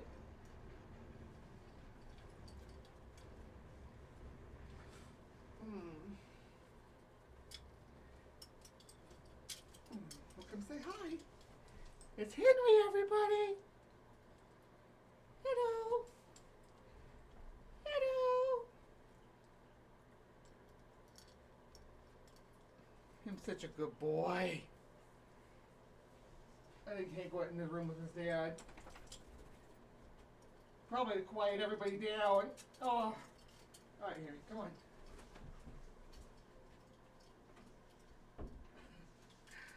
I will let you guys meet Hank soon, though. Don't worry. He's a sweetie. He's more calm than Henry, too. Well, there he is. He's maturing so much. He's so handsome now, Helen. When Helen saw him, he was littler. He's a full-size dog now. And such a good boy. Dogs always do bring a smile on my face. I get puppy piled every morning. Yeah, he loves to come see me. They love when they get let in here. When they get let in my room, it's like a special occasion. They're like, oh my gosh. But I let them puppy pile me in the morning. Sometimes they puppy pile me after I take a nap, too. It's so great. Yeah, him's a star. Him's a handsome boy. And often misunderstood alchemy, all simmering together in the cauldron of folk magic. Why specifically a hangman? And why this particular set of powers? The gallows were potent symbols of state power and divine judgment, places where life and death clashed violently. The condemned's final breath, their struggles, their perceived Henry is always wearing a tuxedo. All were believed to infuse the body with a unique supernatural charge. For thieves, the Hand of Glory became the ultimate tool to overcome the defenses of any home. Tales from 18th century England, particularly in regions like Yorkshire, describe chilling accounts of burglars using these hands to effectively neutralize entire households. The legend served as a terrifying warning to householders, a real-life boogeyman that could slip past locks and guard dogs, paralyzing even the bravest. Witches also allegedly wielded it for their darkest rituals. Its eerie glow could be a beacon for unseen forces, a way to focus malevolent energy, or a tool to ensure secrecy and control during complex spells. The catch, or moral paradox associated with its power, added another layer of sinister irony. Some legends claimed it only worked if the victim was a true criminal, or if those within the house were unworthy. This created a twisted moral compass where the perpetrator of a grave act, the theft, could only succeed if their victims were somehow deserving of paralysis or if the hand itself deemed them so. A dark justification for a heinous crime. It's truly dark magic with a morally bankrupt philosophy. If the Hand of Glory allows you to be robbed, you deserve to be robbed. You know what, Hand of Glory? I ain't got nothing to steal. What are you going to take? At its core. This grisly tale, far from staying buried in forgotten grimoires, clawed its way into the popular imagination and has left an indelible mark on culture, proving its enduring power to terrify and fascinate. The Hand of Glory's shadow stretches long and wide across European folklore and into modern storytelling.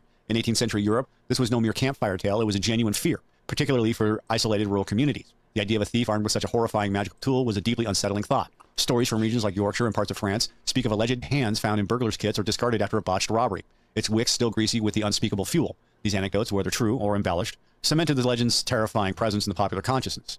By the 19th Hank and Henry are besties. century, as interest in folklore, Gothic horror, and the occult surged, the Hand of Glory found new life in literature. Authors like Sir Walter Scott wove its eerie presence into his novel, The Antiquary, embedding it within a dramatic narrative that highlighted its power to disorient and terrify. Later, master of the macabre, J. Sheridan Le Fanu indirectly invoked its chilling essence in his ghost stories, relying on the reader's inherent dread of cursed artifacts. Even though it's just a bunch of shitty AI art. I'll pull it back up so you guys can see it. And the unholy dead. These literary appearances helped to standardize the legend, popularizing its gruesome details and cementing its spooky fame far beyond its folkloric origins. Today, museums like the Whitby Museum in North Yorkshire famously display alleged hands of glory. While many are likely historical curiosities, perhaps made as mementos or elaborate fakes to cash in on morbid fascination, their presence continues to draw crowds, basically tourist bait with a grim wink, allowing visitors I would love to have a Hand of Glory, even if like a fake one, like one made out of like real wax or something. Be a cool little conversation piece. glimpse a tangible piece of this dark myth. Pop culture, which is ever hungry for unsettling narratives, grabbed the Hand of Glory with both hands, literally. One of its most famous, albeit sanitized appearances, is in J.K. Rowling's Harry Potter and the Chamber of Secrets. The Hand of Glory is seen in Borgin and Burke's, a dark magic shop depicted as a magical artifact that gives light only to the holder. Rowling cleverly adapts its illuminating function into a tool for convenience, softening the more gruesome and paralyzing aspects for a younger audience. And this brief cameo introduced the legend to a massive new generation, sparking curiosity about its darker origins. In the horror genre... Could you use a Hand of Glory to stop a home invasion, though? Like, so say you had a home invasion and you had a Hand of Glory, right? You lock yourself in your room and you light all the fingers. When you go out there, is everybody going to be frozen? They're going to be in a trance like in Weapons?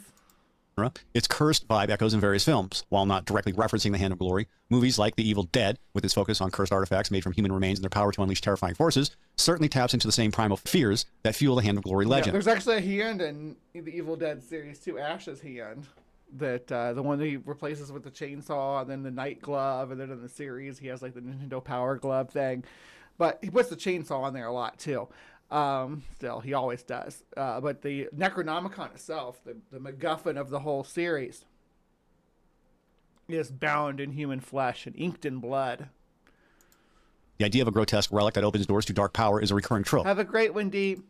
Heavy metal and gothic music bands, like the iconic doom metal band Candlemass, have riffed on its darkness, using its name or imagery to evoke themes of death, power, and the occult. Even with modern occult circles and online communities, the Hand of Glory remains a topic of morbid fascination. Some contemporary occultists debate its theoretical potency, viewing it as a metaphor for accessing hidden inner power through confronting taboo, while others, more alarmingly, discuss the possibility of symbolically or even literally recreating it, which is a chilling thought. On platforms like YouTube, channels dedicated to folklore, unsolved mysteries, and esotericism, such as Esoteric Detective or Lore, regularly dissect its lore, pulling in millions of views from fans of the macabre and the historically... It's hilarious. On Evil Dead, yeah.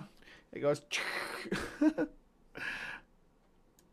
bizarre. The Hand of Glory's enduring appeal isn't just about its shock value. It's because it taps into much older, universal human fears and mythologies. Its power of paralysis resonates with ancient dread of being utterly helpless in the face of an invisible threat. It recalls the Gorgon's petrifying gaze turning... Imagine you have to soak the cotton in the oil first before you stick it through the jar lid. You probably soak it pretty good and then stick it through there, because, yeah, just raw cotton go up pretty fast, but if you saturate it, it should burn a little bit slower. Should have the wick effect. Victims to stone, or the chilling effects of various revenants and spirits in folklore, like the Norse Draugr, whose mere presence could induce a deathly chill or paralyzing fear in the living. The specific association with sleep paralysis, which actually happened to me, adds a layer of psychological horror as victims feel pinned down and unable to move. Me too, baby. It's a bizarre feeling if you've never had sleep paralysis. My own personal experience is my wife was out. I was sleeping in bed. She was traveling for work, and out of nowhere, I just woke up and I couldn't move. I could move my eyes, and I could almost turn my head left and right. But other than that, it was the most bizarre And it felt like it took forever, but it was the most bizarre minute, maybe. But that moment of time really just, it unnerved me. And I didn't know what to do. I mean, I talked to my parents about it and said, hey, I don't know what the hell happened. And I generally don't talk about it, but I've brought it up in conversations before. It's a subject I'm interested in, have no doubt, because I used to experience it myself. But what's that have to do with the Hand of Glory? But it was a bizarre thing, and I don't really know how to explain it other than I just woke up and it felt like someone was in the room with me. So, moving on. With the Hand of Glory, there's also the illumination aspect, which mirrors various death lights or guiding lights in ancient myths, like the Slavic Savidovid, a dead man's light, a will-o'-the-wisp, guiding the lost or leading travelers astray in marshlands. These lights often had a malevolent or uncanny quality, signifying a boundary cross between the living and the dead. The Hand of Glory takes this concept and weaponizes it, turning a spectral phenomenon into a deliberate tool for transgression. Its deeply heretical edge, the defiling of corpses, a grave sin in most Abrahamic religions, also connects it to the darkest fears of medieval society. Such acts were precisely the kind of taboo practices that fueled accusations during the era of... I'm more than willing to give all my body parts to anybody who needs them, and everything else can get eaten by wildlife and insects and stuff, because there's nothing here that needs to go to waste. All this is good quality. Look at this good quality thigh meat. Look at that jiggle. Yeah, that means that there's meat there. So, yeah, eat me. Or feed me to something that'll eat me. Witch hunts, where any deviation from religious norms, especially those involving desecration, could lead to accusations of witchcraft and ultimately execution. The very existence of such a legend speaks to a profound anxiety about the sacredness of the human body, even in death and the terrifying consequences of violating that sanctity for unholy gain. What truly binds this gruesome legacy together is its grim allure, a symbol of death's dominion harnessed by human desperation or malice, daring us to peek into the darkest corners of human ingenuity and spiritual transgression. It's a testament to how deeply intertwined our fears of the supernatural are with our understanding of crime and punishment. So what can we ultimately take away from the chilling legend of the Hand of Glory? At its heart, it's a grisly legend of dark magic. Yeah, you can hold my dead hand, Helen. That's so sweet. I'm so weird. If you can get my dead hand to come back like Thing from the Addams Family.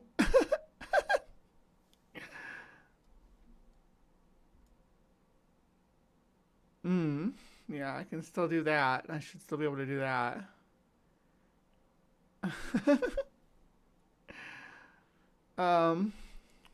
Is your fundraiser still going, Helen? If it is, you can drop a link, or somebody can drop a link. Man's hand transformed into a terrifying artifact for paralysis and illumination that was born from the deepest anxieties of medieval superstition and the brutal realities of gallows lore. Its conceptual roots in Roman magical rites, Germanic beliefs about the lingering power of the dead, and its mythic echoes and tales of paralyzing gazes and spectral lights paint a vivid picture of death's eerie, exploitable power. It's alleged use by desperate thieves and malevolent witches as Holy shit. There's nothing glorious about that paw. How many fingers? 1, 2, 3, 4, 5, 6 fingers, but the configuration's all... Yeah. How do you even do that?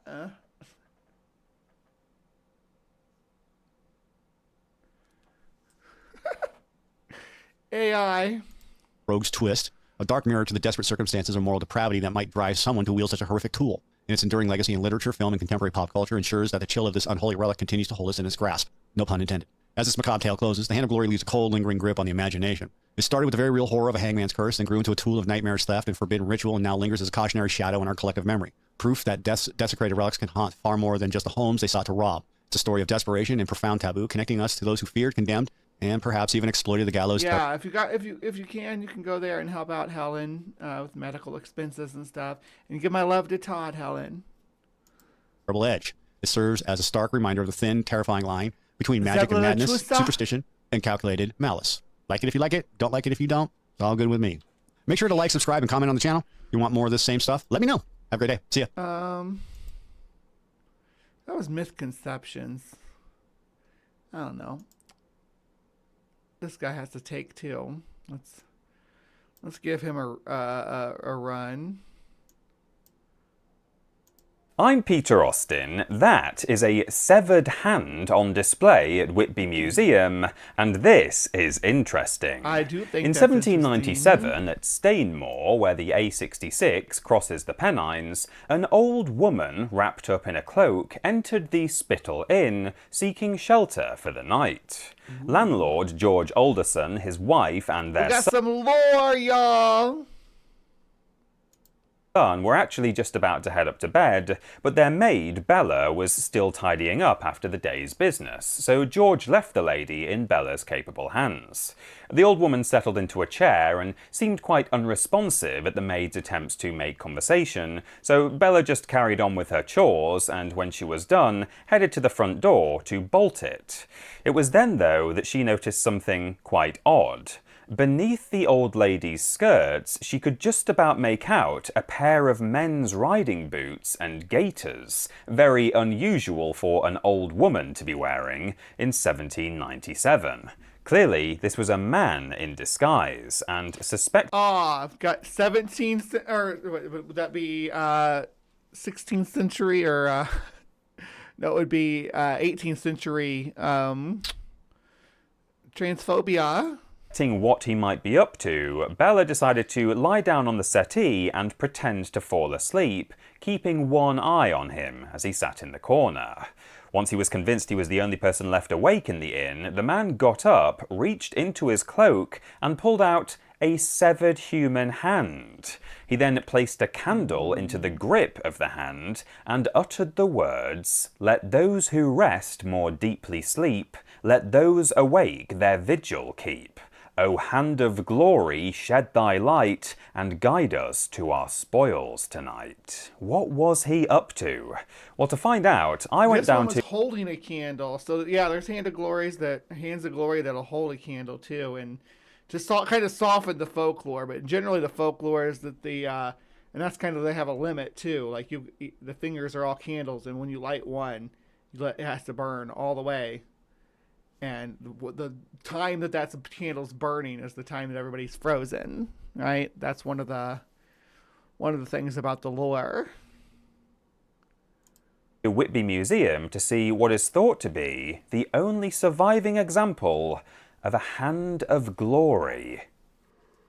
Whitby Museum's Hand of Glory is one of its most famous exhibits, sitting in this glass case in a room that, given the slightly spooky subject matter, is rather fittingly a bit dark, so you'll have to forgive the fact that my footage came out a little grainy at times. Now, we can't say for absolute certain... Looks like pretty standard museum footage from a civilian to me, so no worries.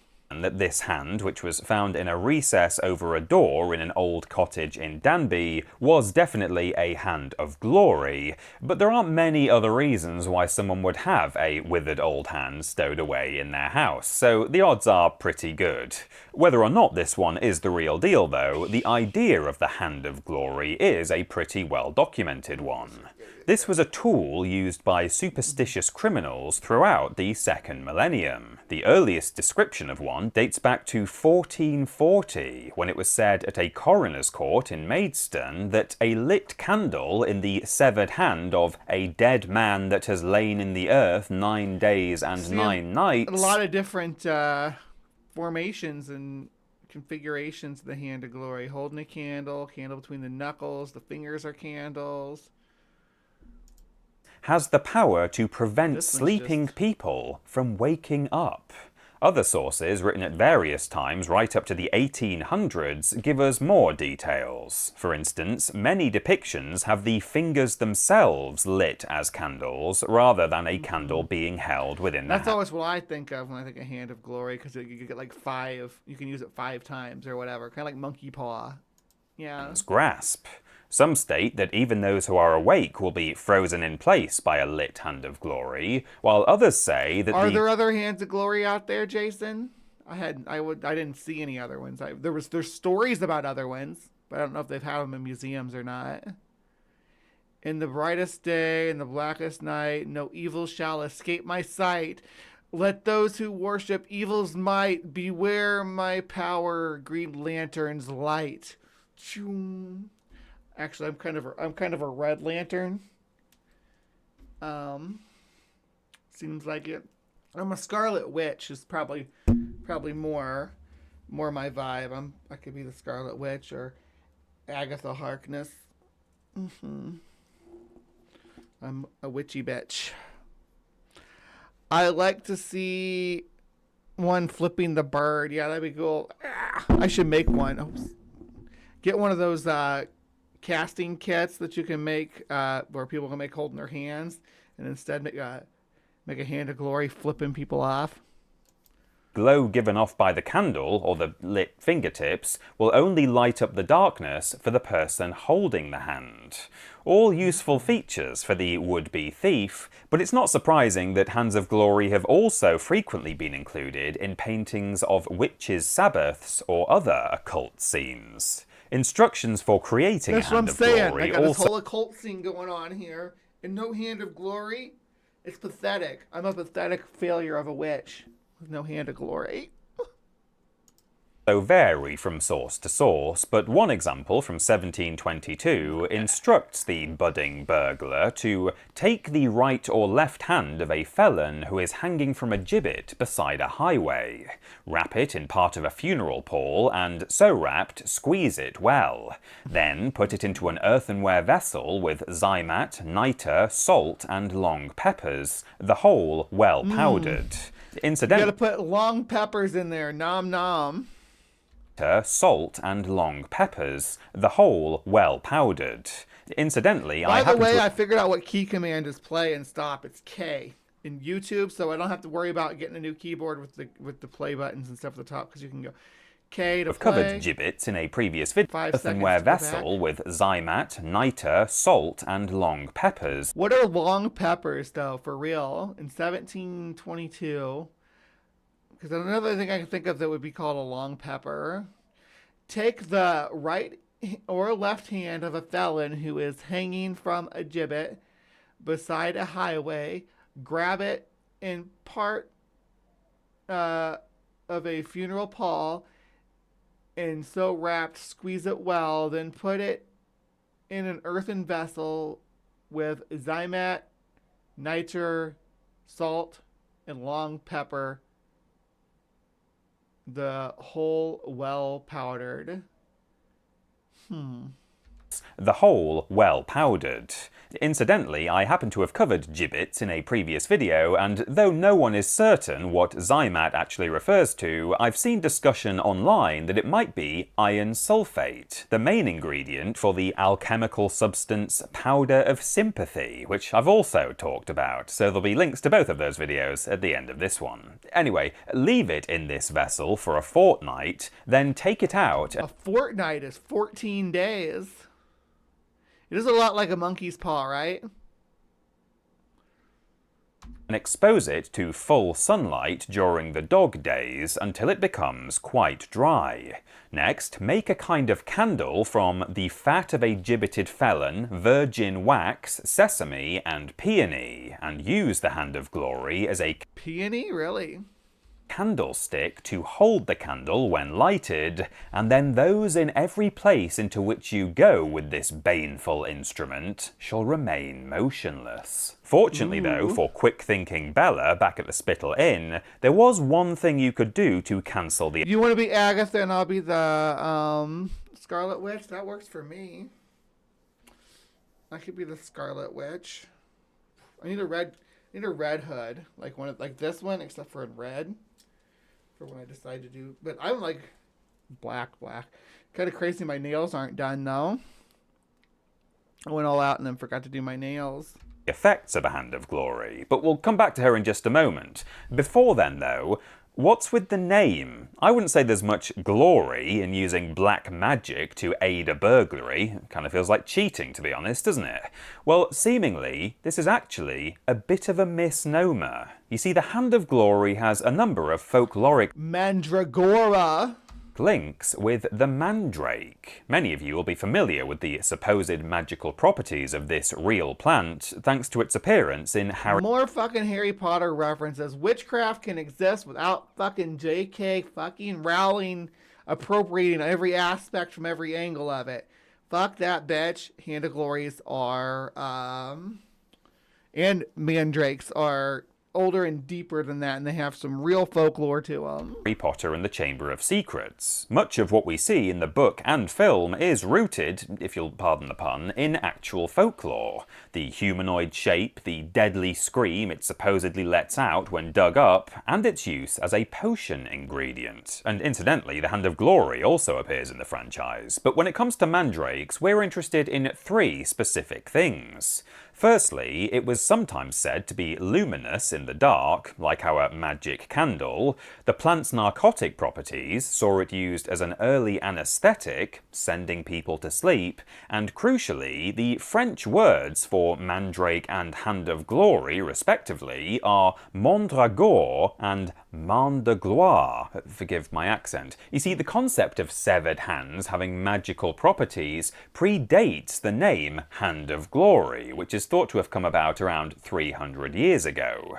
The theory is that in the French language, the word mandragore happened to be corrupted to main de gloire, hand of glory, initially referring to a charm made from a piece of mandrake root. But over time, this term was adopted as a new name for those charmed severed hands. Mandrakes do look, a lot of times they look like little people, but sometimes they do look like hands too. Depends on how they grow.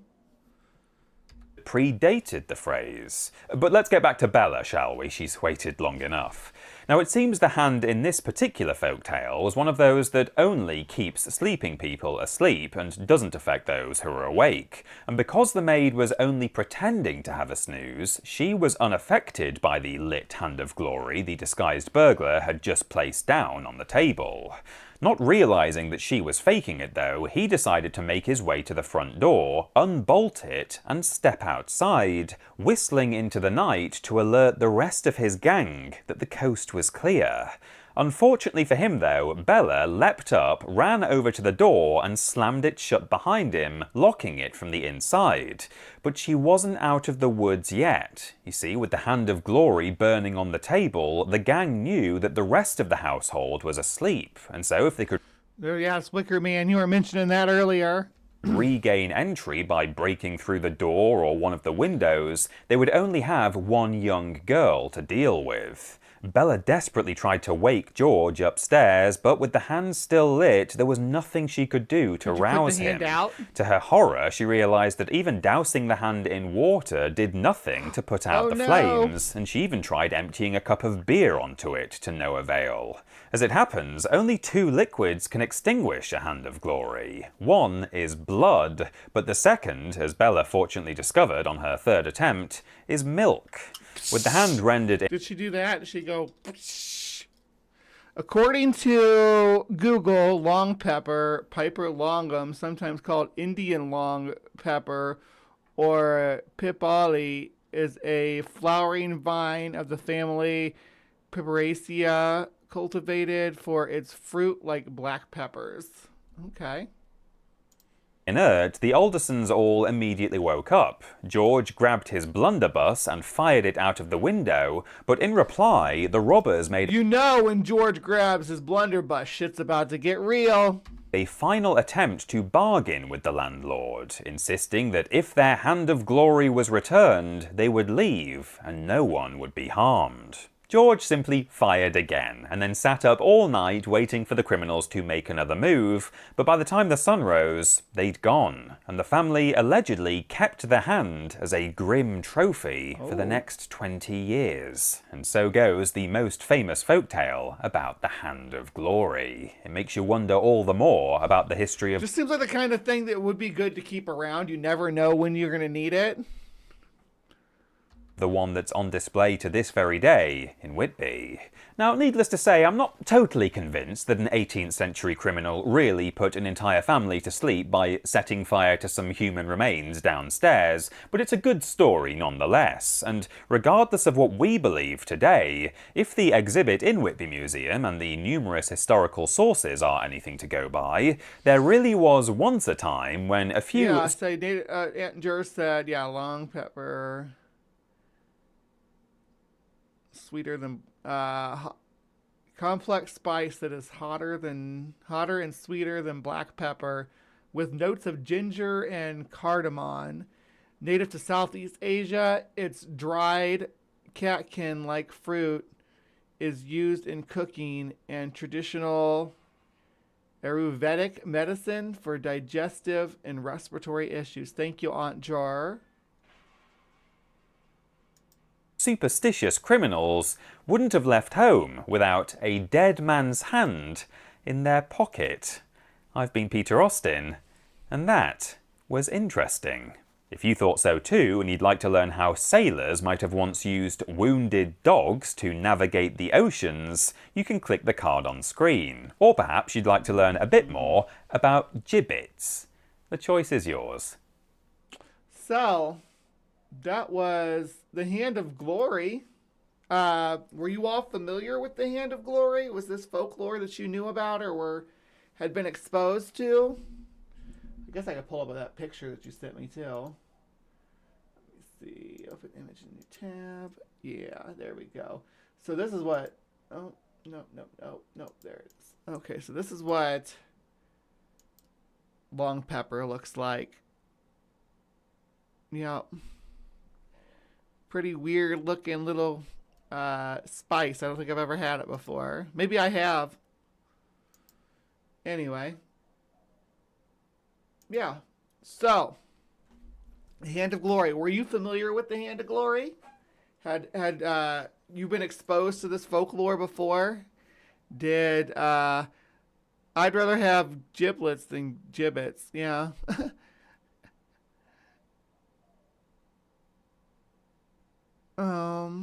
Anyhow, when it comes to folk charms and stuff like this, I love them. I'd love to collect, just have a whole house full of weird oddities like the Addams Family house. You all know me, I'm weird. So, yeah, that's kind of right up my alley. But what do you guys think of the Hand of Glory? Obviously, it's folklore, but is it convincing folklore? Is it interesting folklore? Do you love it? Let me know in the comments. Let me know. And you can tear me down too if you want to. If you want to make fun of me, go ahead. I will come at you if you come at me. For real. For real. All right. So please remember to be kind. Take care. And we'll see you next time.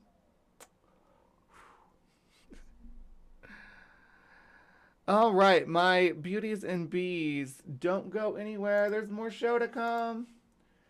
Yep, thank you, Jason Jacoby. Don't go anywhere. There's more. We're gonna talk about sloths, three-toed sloths specifically, in just a few minutes. I'm gonna take a quick intermission. I'm going to go potty and all that good stuff, and I'll be back with you momentarily, and then we'll get our sloth on. The only non-witchy topic for tonight or for today. All right, I'll see you in a minute.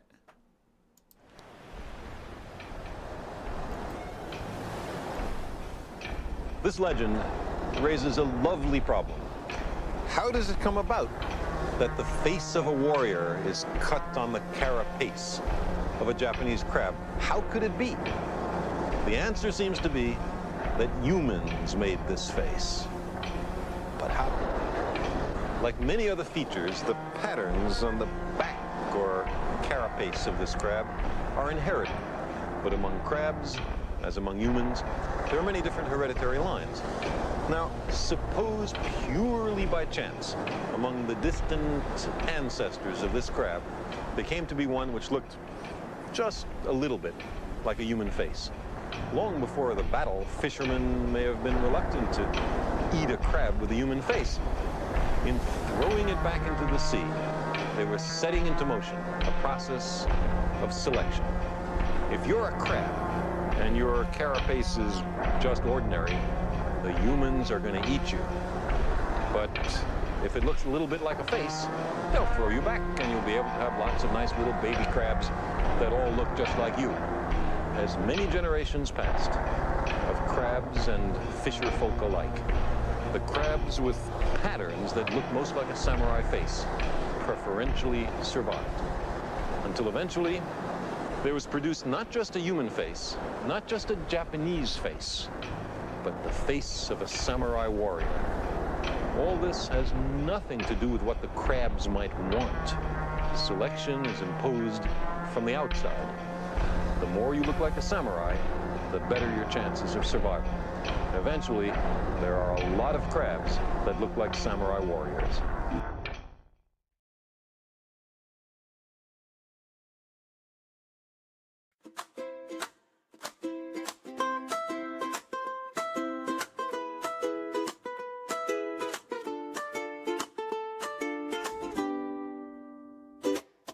Rise up in the morning, grab a coffee, check your fit.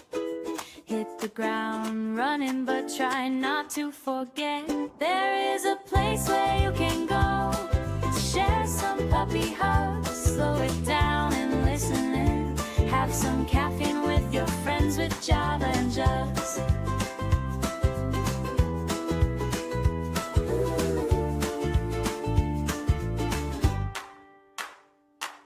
The best way to start your week to make that AM commute. Have that hot cup in your hand and wearing something cute. And don't forget, girls, there is a place where you can go and bring your favorite mug. Slow it down and listen in.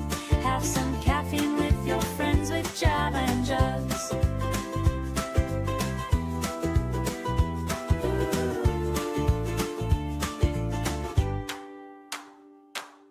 Rise up to the day ahead. Find a place to sit.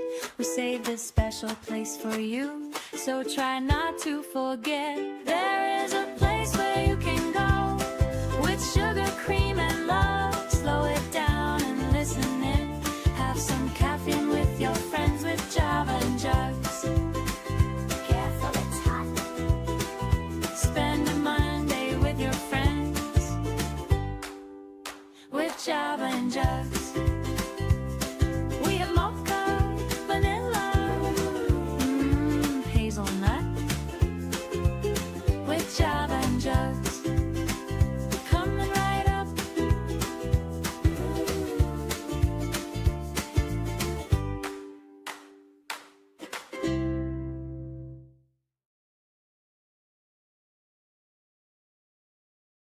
All right. Hello, my beauties and bees, and welcome. Lost my head to my witchiest episode. I don't know why or what this segment is going to have to do with witchcraft, but we'll, yeah, I can send you the song. Absolutely. No problem. That was the Java and Jugs preview, by the way. We do the show Mondays. Sometimes I'm there, sometimes I'm not. But yeah, for anybody who is looking for something to do on a Monday morning, that's where you can go and find us. The Java and Jugs crew. All right, so this last segment of the show is what I call Breeze Bestiary. I pick a critter from the animal kingdom and we just kind of discuss it and look at it and enjoy its existence. So, without further ado, let's talk about the sloth. All right, so I got this guy's Robert E. Fuller. Discover wildlife through the eyes of a wildlife artist and filmmaker.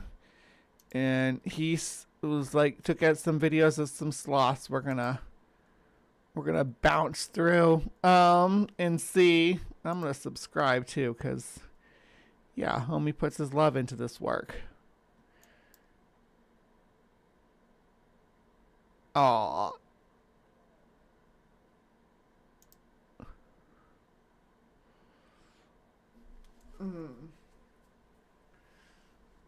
See, a sloth becomes me.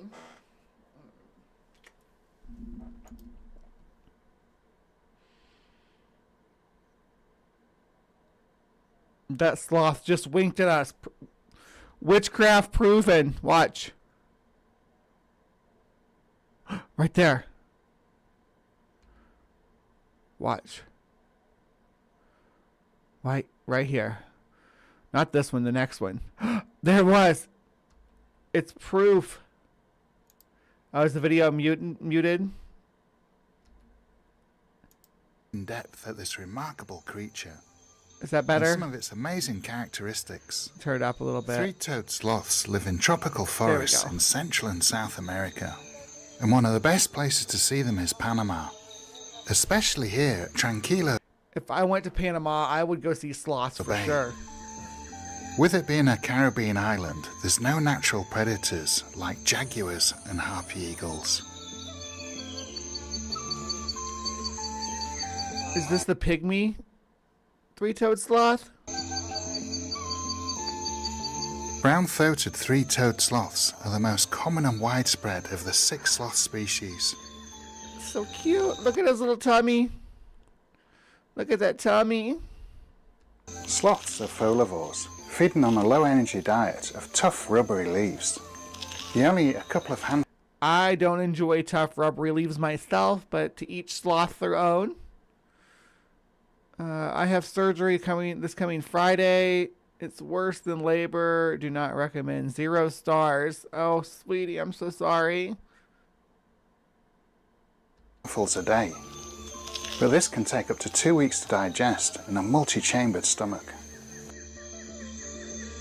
They compensate for this poor diet with a slow-paced lifestyle, expending as little energy. There are a lot of convergence with koalas, though. You notice that? Like the slow, low quality food, specialized diet, arboreal. As possible. Their fur grows in an opposite direction to most mammals, from their belly towards their back. I love when they get green mossy fur, though. So the rainwater runs off easily when they're hanging upside down. The green tinge on the fur is actually algae, which grows as a result of... Yeah, algae, I guess. I say it wrong. I say algae, but I'm from Missouri, so don't blame me. I didn't choose to say it this way. Rainwater being trapped in the cracks and grooves of individual hairs. This creates a humid environment for algae to thrive. They got big bristly looking hair, though. Look at how bristly their hair looks. Hello, handsome. You want to explore my jungle? And this helps to be camouflaged in the trees. But camouflage... Look at that handsome face! Hello, sir!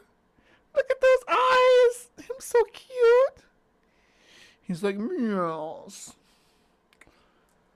When I was a young sloth...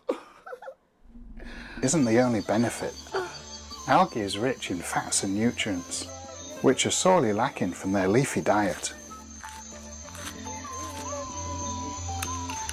The sloth licks the algae in its fur like a mobile larder.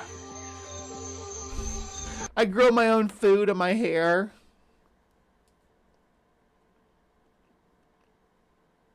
Very monkey-like. And to promote algal growth, yeah, the sloth has developed a surprising relationship with an insect. Moth! Their fur is home to a unique species, the sloth moth. Sloth moth! That's a band name if no one's picked it yet.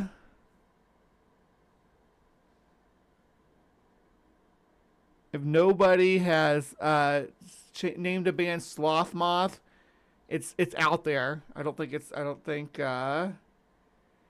that, like, especially if it's a punk band, Sloth Moth, hell yeah. I can just picture the Sloth Moth logo. And some sloths carry more than 100 in their fur. The more moths they have, the more algae and nutrients they carry. Australia and UK pronounce it with a hard G, and the US pronounce it like algae. Yeah, that's how I learned how to pronounce it. Algae, but algae. Yeah. Some people in the US say fungi too, about fungi. But I say fungi because that's the right way to say it. So I'm saying algae wrong because of stupid American isms. Because the moth's droppings enrich the fur with nutrients like nitrogen. And in return, the sloth helps the moth, making a dangerous journey to the forest floor to defecate. That's the thing. Every time that he has to take a shit, you have to climb all the way down the tree to the ground. And that's when you're vulnerable. That's when the jag lions get you. That's when the harpy owls and the eagle hawks, none of those things that I just named exist. They're not real things. But jaguars and harpy eagles are. So the female moths Well, jaguar lions exist, but not in the wild. Lay their eggs in the fresh dung. This incredible symbiosis is key to the sloth's unique lifestyle. Look how cute they are. There's climbing hooks. They're slow, but they're freaking efficient. Like every movement is...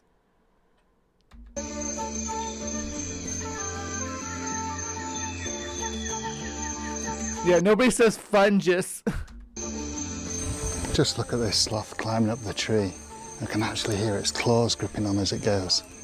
I'm just going to get a bit further back and do some filming. But this is incredible. It's probably scared of you, my guy. I would say it looks scared. Incredible. Sloths are expert climbers and can scale vertical tree trunks with ease. The sloth... I used to be able to climb trees like that. I don't think I can anymore. I feel like I'd cut my feet all up because I don't have the calluses like I did when I was a kid. When I was a kid, like, you could, if the tree was, if it was just the right width around to where I could grip my fingers around it, I'd be all right. I would never fall. I mean, I wouldn't keep my fingers gripped around it, but if I could, as long as I could do that, I could climb any tree because, all it needed to be able to do was lock my fingers, and I was so light. I was so tiny when I was a kid. When I was, even all the way up until I was like 35, I was tiny. I miss it. Grip works in a way that's completely opposite to most animals. Instead of using energy to hold on, the claws tighten and are hook-shaped around a branch once relaxed. This passive grip means they can dangle upside down for hours, without any effort at all, even while they're asleep. That's pretty freaking chill. Look at that. I can even like alternate which arms they hang from for blood flow. Love you, Em. Be safe. Travel safe. Hope the streets are clear and decent up there. The moment they want to move, they have to consciously engage their muscles to release their hold. Which helps to explain their famously slow movements.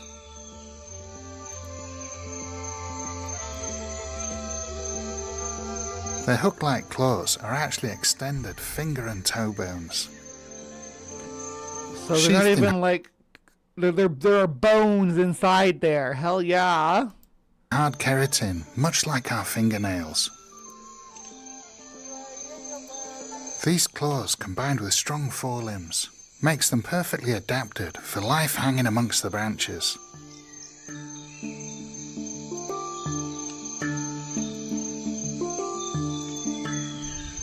The sloth's grip is impressively I like how strong so many of the about- videos and clips about them are just showing them scratching themselves. Because being a sloth seems like it's itchy. Like, if you were a sloth, you'd be itching all the twice time. the power of a human's. They can easily support their body weight by using just one limb.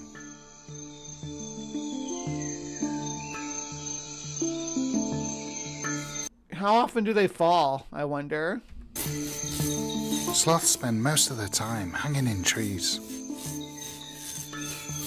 You can hear it. Their bodies have evolved perfectly for this inverted way of living. Even their internal organs have evolved to cope with gravity. Their liver, stomach and intestines are connected directly to their ribcage. These natural anchors stop their organs from pressing down on their lungs and diaphragm, which would make breathing difficult. There's a sloth in a tree here, and I can see a little arm. It's got a baby sloth! Oh, yes. That's what I'm talking about. Little baby sloth.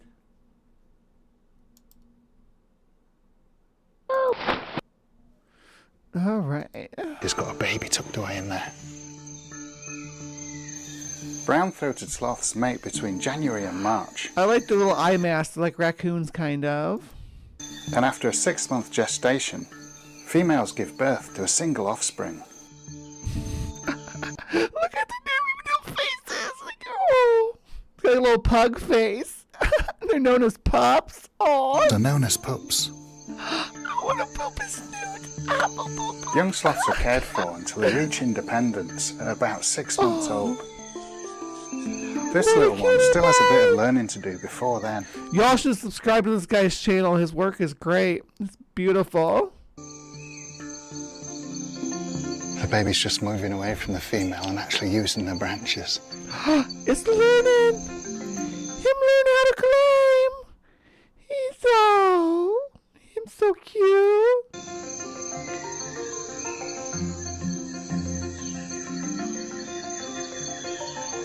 It looks like he's actually doing pull-ups up there. Gotta get his muscles. He's building him little sloth muscles. After the warm-up, he's ready for an adventure. Sloths have abs for days too. They can like hang from their back legs and pull their entire top half of their body like vertical. Athletes.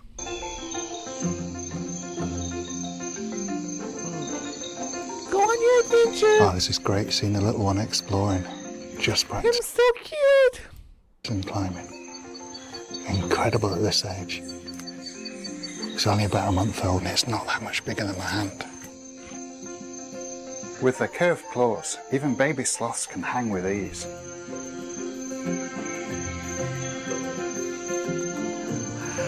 After the excursion, it's time for food. The baby suckles from its mother. If the baby did fall, would the mother go down to get it? To keep their weight low for efficient climbing, female sloths don't store milk, instead producing small amounts throughout the day. Oh. So they don't got big old sloth titties. So all that Rule 34 you all been making about the sloths, you need to take that into consideration. They're going to have little tiny sloth titties. Let the furries know. Oh, she's so cute. It's actually crawling round to her face. I'm sorry you all have to watch me squeal about cute animals at the end of the show every episode. I do. I just squeal about them. Like, oh, baby sloth! They're actually touching noses and licking each other. Boop.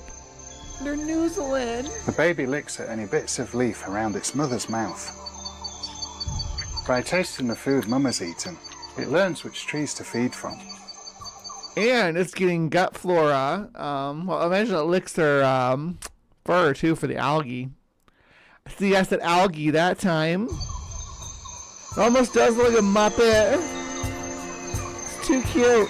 Oh, it's little blinky eyes. Little snoot. Look at that snoot.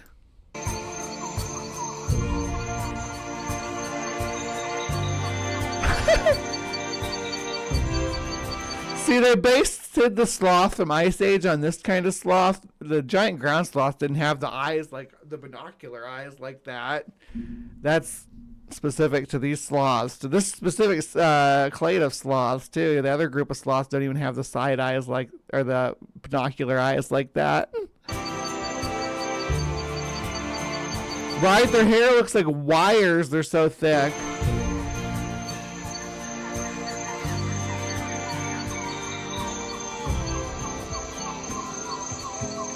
Ascend with your baby.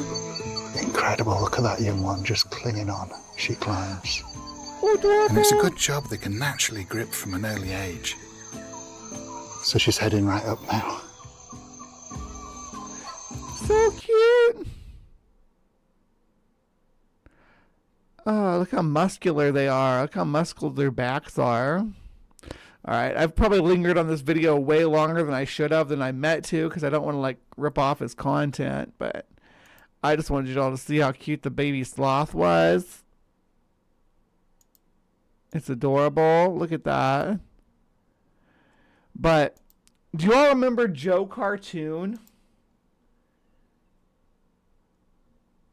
There was a thing about the three-toed sloth on Joe Cartoon. That's what I always think of when he introduced when someone says three-toed sloth is when this guy introduces himself. Hello, I'm a three-toed sloth. Hello, I'm a three-toed sloth because sloths are going to be Australian. Why do you think they call me a three-toed sloth? Do you think it's because I've only got 3 toes? Take a close look. 1, 2, 3 toes. Oh, sorry about that. Inadvertently gave you the F-toe, did I?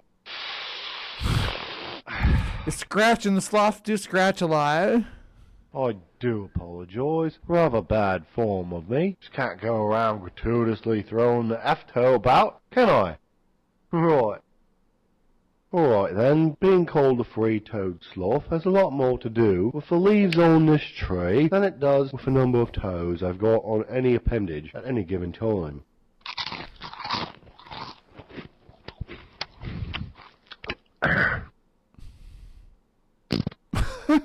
They go right through me. Gross out humors. Over the place. It's not a problem. I just find myself a nice fat toad. A big fat toad. I wipe my ass with the toad and then set it free. Right, there you go. Fly, be free. And that's why they call me a three-toed sloth. Ooh, check it out, man. The licking toad. Yeah. From the Lick the Toad video. Lick the Toad. Yeah, that's where I got that audio track from. So, yeah, that's my coverage of the three-toed sloth. What do you all think? They're cute little critters, huh? Anyway, I'm sending audience over to R and Raw's Bible study thing. If you don't want to go over there, you can click something else. But that's where my audience is going to be auto-sent. What the 15 or so that are left here. Once I wind things down.